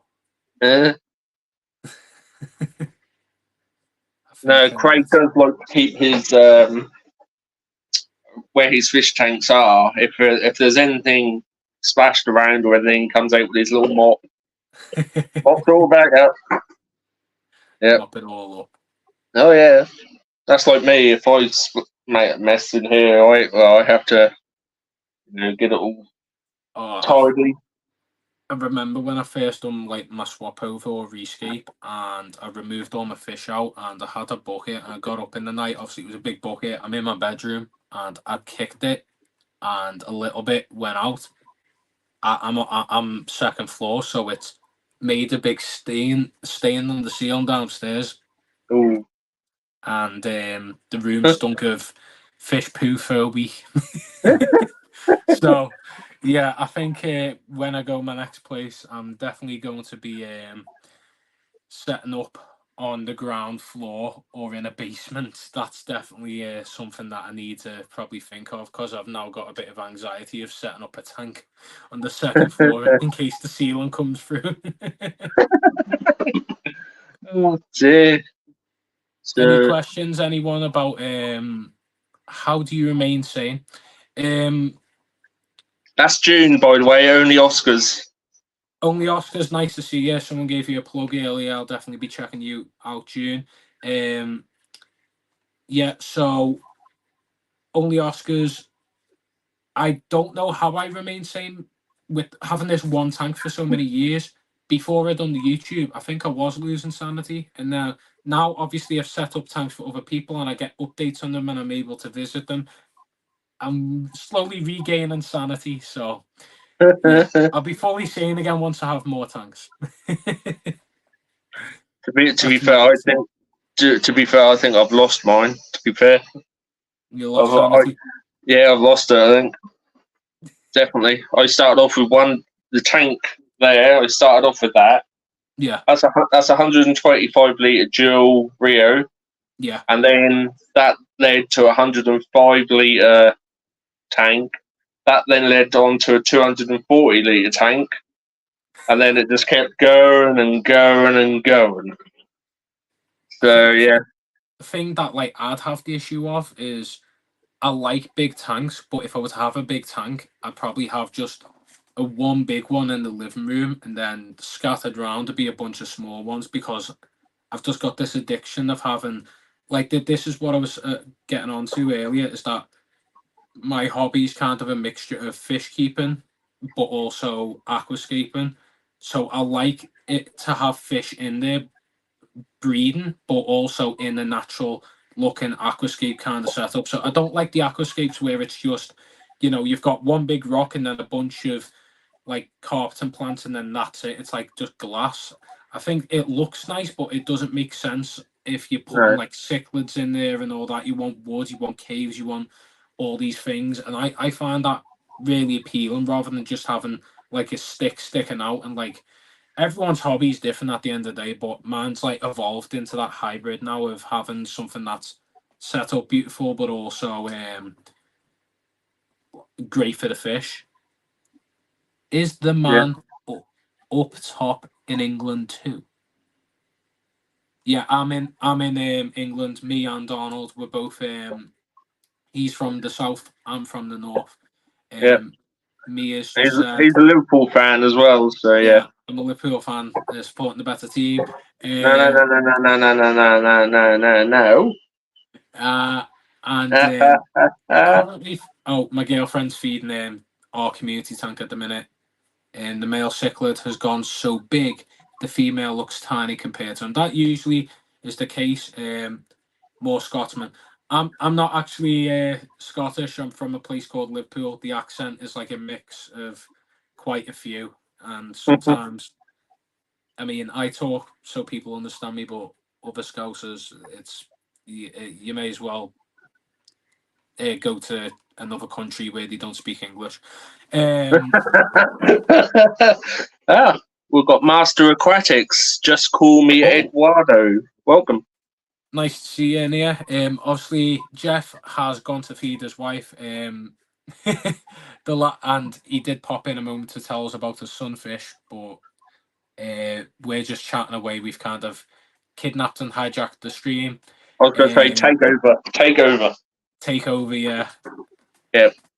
So if you haven't already, make sure to subscribe to Arnold and I'm pointing that way, Arnold, that way. And then if you haven't checked my channel out, I'm trying to get 1,000 by August. Make sure to sub to me. I make weird content. Yeah, weekly content, shorts every day, lives once a week, is it? Yeah, lives once or twice a week. If I feel frisky, I'll do maybe 3, but you never know. And then maybe in that third live, I'll also talk about my bogwood. But oh my god! but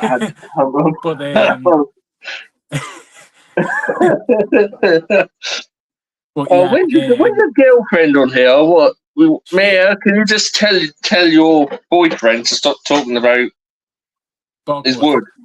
His wood, because it's I'm PG. just really excited about this piece of wood because, like, I've never used a piece of wood like this before. It's like the roots coming out of it, and there's a couple like holes in it that the fish could also go inside and breed. So, yeah, it's a cool piece. And obviously the elephant skin stone that you recommended to me, I've never used that before. I've only seen like people use dragon stone, Seru stone, and random boulders. But this is a nice rock, to be fair.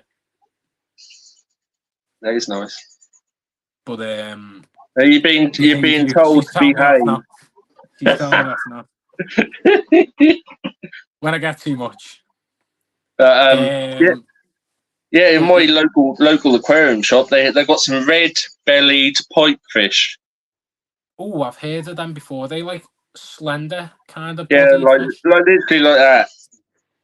And yeah, they're really nice. That's cool. Yeah, I wouldn't mind getting some of them, but I don't know what tank to put them in. But it looks like the pole about. Oh, was that a rock going through the ceiling? Oh no, it's me. Get it out the tank now. Get it out the tank now, Mia. She spotted a snail in the tank. Get it out, please. What's the matter with the snail? No, because the amount, or not the amount that they feed, but like because there's decaying matter in there, because I put like catappa leaves and Indian almond leaf, when that breaks down, snails love it, and then they'll just repopulate and they'll probably destroy the setup. So but you can get some assassin snails. If it's I could get assassin snails. So I do love assassin snails. Actually, they're great, and they breed quite easily. I've heard. Yeah, I've got what? I put 2 in there, and I've now got what, 16, 17 now. You can start selling them. People sell them on eBay, and it's easy to transport them. You just put them in a little cup with some tissue paper to keep them damp, and they should stay alive. They're one of the easier kind of fish to sell or trade with online. But what was I going to say? So yeah, looks like by the vote on my channel, everyone's voted for gold tetra to be the schoolfish in my new tank. Which I'm surprised really, because the drapefin bob's like quite a nice fish with a nice sail, but I think the gold tetra, it's different. I think I like the fact that it's different body shape to the raccoon tetra. What about the red-eyed tetra? They're definitely fish I've thought of. Well, family members kept them, not the Malawi cichlid family member, because that is chaos. Yeah, they're a nice, lovely schoolfish, but I think they wouldn't get along with the raccoon just because of the fins being a little longer. Yeah. One snail gets you a million snails. Exactly.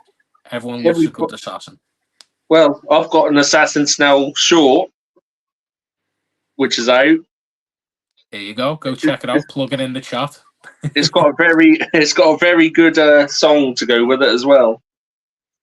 Oh, Very old song as well. oh, okay. Yeah, it's you got to have sex on the beach. Yeah, I've seen it. I've seen it. Yeah, I was like, I'm sure I've seen that. I was waiting for you to. Oh dear! I thought this is a perfect moment, and I just thought, well, I wonder what's happening here. Yeah. Good fingers, Oscars eat snails. Yeah. I'd love to have a pea puffer set up and just take all my pet snails and put them in the tank for them as food. They're aggressive little buggers and all. Oh, pea puffers, they're gorgeous and cute, but as you know, they destroy anything with fins. Yep. Uh, I just kept them with a group of pea puffers, and they just killed each other one by one.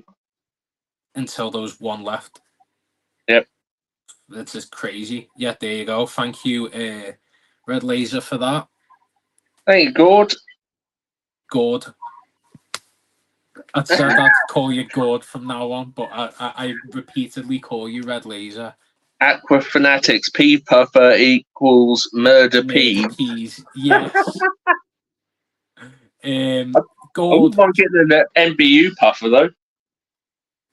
Maboo Puffer, yeah, gorgeous. Yeah. I've got a short on a Maboo Puffer on my channel, and the shop tour done as well had the Maboo. It was a little baby. It wasn't huge, but I love Maboo Puffers. They're gorgeous. They just get way too big for what I can keep them in, unfortunately. Gord, just a quick question actually. Is your account named after the Red Laser Tetra, or is it just called Red Laser? I think it is. I really want to keep Red Laser Tetras. Oh, got Hagen Hill. Welcome. Hagen Hill, watching with the sound off. Katie's on the phone. Is that weird? Yes, Red Laser Tetra. That's nice to know. Red Laser Tetra, you can get quite expensive, but they're a gorgeous fish that I want to keep in the future. Oh, my girlfriend told me that the Bulldog Plecos decided to come out. Usually around this time of night, he decides to make an appearance. Yeah.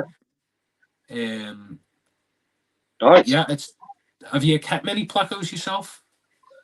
I've got loads of bristle noses. Got loads of them. I've got breeding groups of them. I have had snowball plex. The mini or the big? The big. Yeah. That's about it. But I'm trying to look for the L number, but it's called a Titanic plex. Oh yeah, I've heard of them before. The red. It's a red in colour. I wouldn't mind getting the super red bristle nose either. They're quite nice. AB's talking about wood again. Shut up, please. Aaron, stop talking about wood. We've just got off that. Stop it. PG. PG. We'll get sacked. What was it? The super red bristle noses. I wouldn't mind a blue phantom or green phantom. They do get gorgeous for sure. I think like one that I'd recommend to you is it's a type of bristle nose. There's many types of them. There's the Starlight bristle nose, which is just it's like got it's a black body bristle nose with like white dots and like a bit of white on the tail. They're gorgeous. Or the honeycomb bristle nose as well. Yeah. They're like if you've had success breeding bristle nose before, then I'd recommend them. Obviously, I've got a clown pleco and I've got the bulldog pleco and the mini snowball, but like I'm not breeding them. I'm just keeping them. So if I know correctly in pleco world and community, which I'm sure people correct me, bristle nose are the easier ones to breed compared to obviously the Hypancistrus. I wouldn't mind the long finned green dragons. Ooh, they're nice, yeah. Yeah. Plecos, I love plecos, but they're so expensive and you never see them. No. Well, some of them you do see a lot, but like 90% of the time, I don't know why I have an obsession with plecos because, as I said, you never see them, but then you could have, your pistogramma, you're like, yeah, but the pleco. Your girlfriend has put, Mia has put the plants with the vines have grew even more to the top of the tank. They look like a lily pad. Ah, the red tiger lotus. Yeah. Yeah, they that one has absolutely taken over. Yeah, they're It's nice living the though. best life again. All down, and I give credit to Tropica Aquasoil. Again, not sponsored by them. It's just been this is just what's worked for me in my opinion. Still here, eh? Yeah, still here, Jesse. We're Take still over. talking. Take This is over, the Dan. takeover now. You know, I like talking. So Hagen Hill, his name is Jake, and he's a fishaholic. So you're in the right place. Definitely Nice in the to right see you place. in here. Yep. So you're in the right place. We'll part of the group. What time are we on now, UK? By the way. 4:12. Okay, yeah, I'm in at 9. So I'm probably going to be calling it at this point now. I was I've going stayed to 3 say, hours now anyway. it's crazy, isn't it? But what can I say? So I've had fun Jeff, anyway. you're gonna come back on, Jeff, to end the stream, Jeff? Come on, Jeff. What I will do is I'm not going to go back on camera, but I will say this: you guys, thank you so much for all your support this evening. Yeah, You're massive welcome. thank you to everyone. Thanks everybody in the chat. I really appreciate everybody, and don't forget, you can go Feed ahead your and addiction. feed your addiction. Thank you so much, everybody, and I will see you all next week. Thanks, Yep. guys. Take care. Bye. Thank you, Adam. Thanks for See you joining later, the everyone. stream. Thank you. Bye bye. Much love. Bye bye. See you later.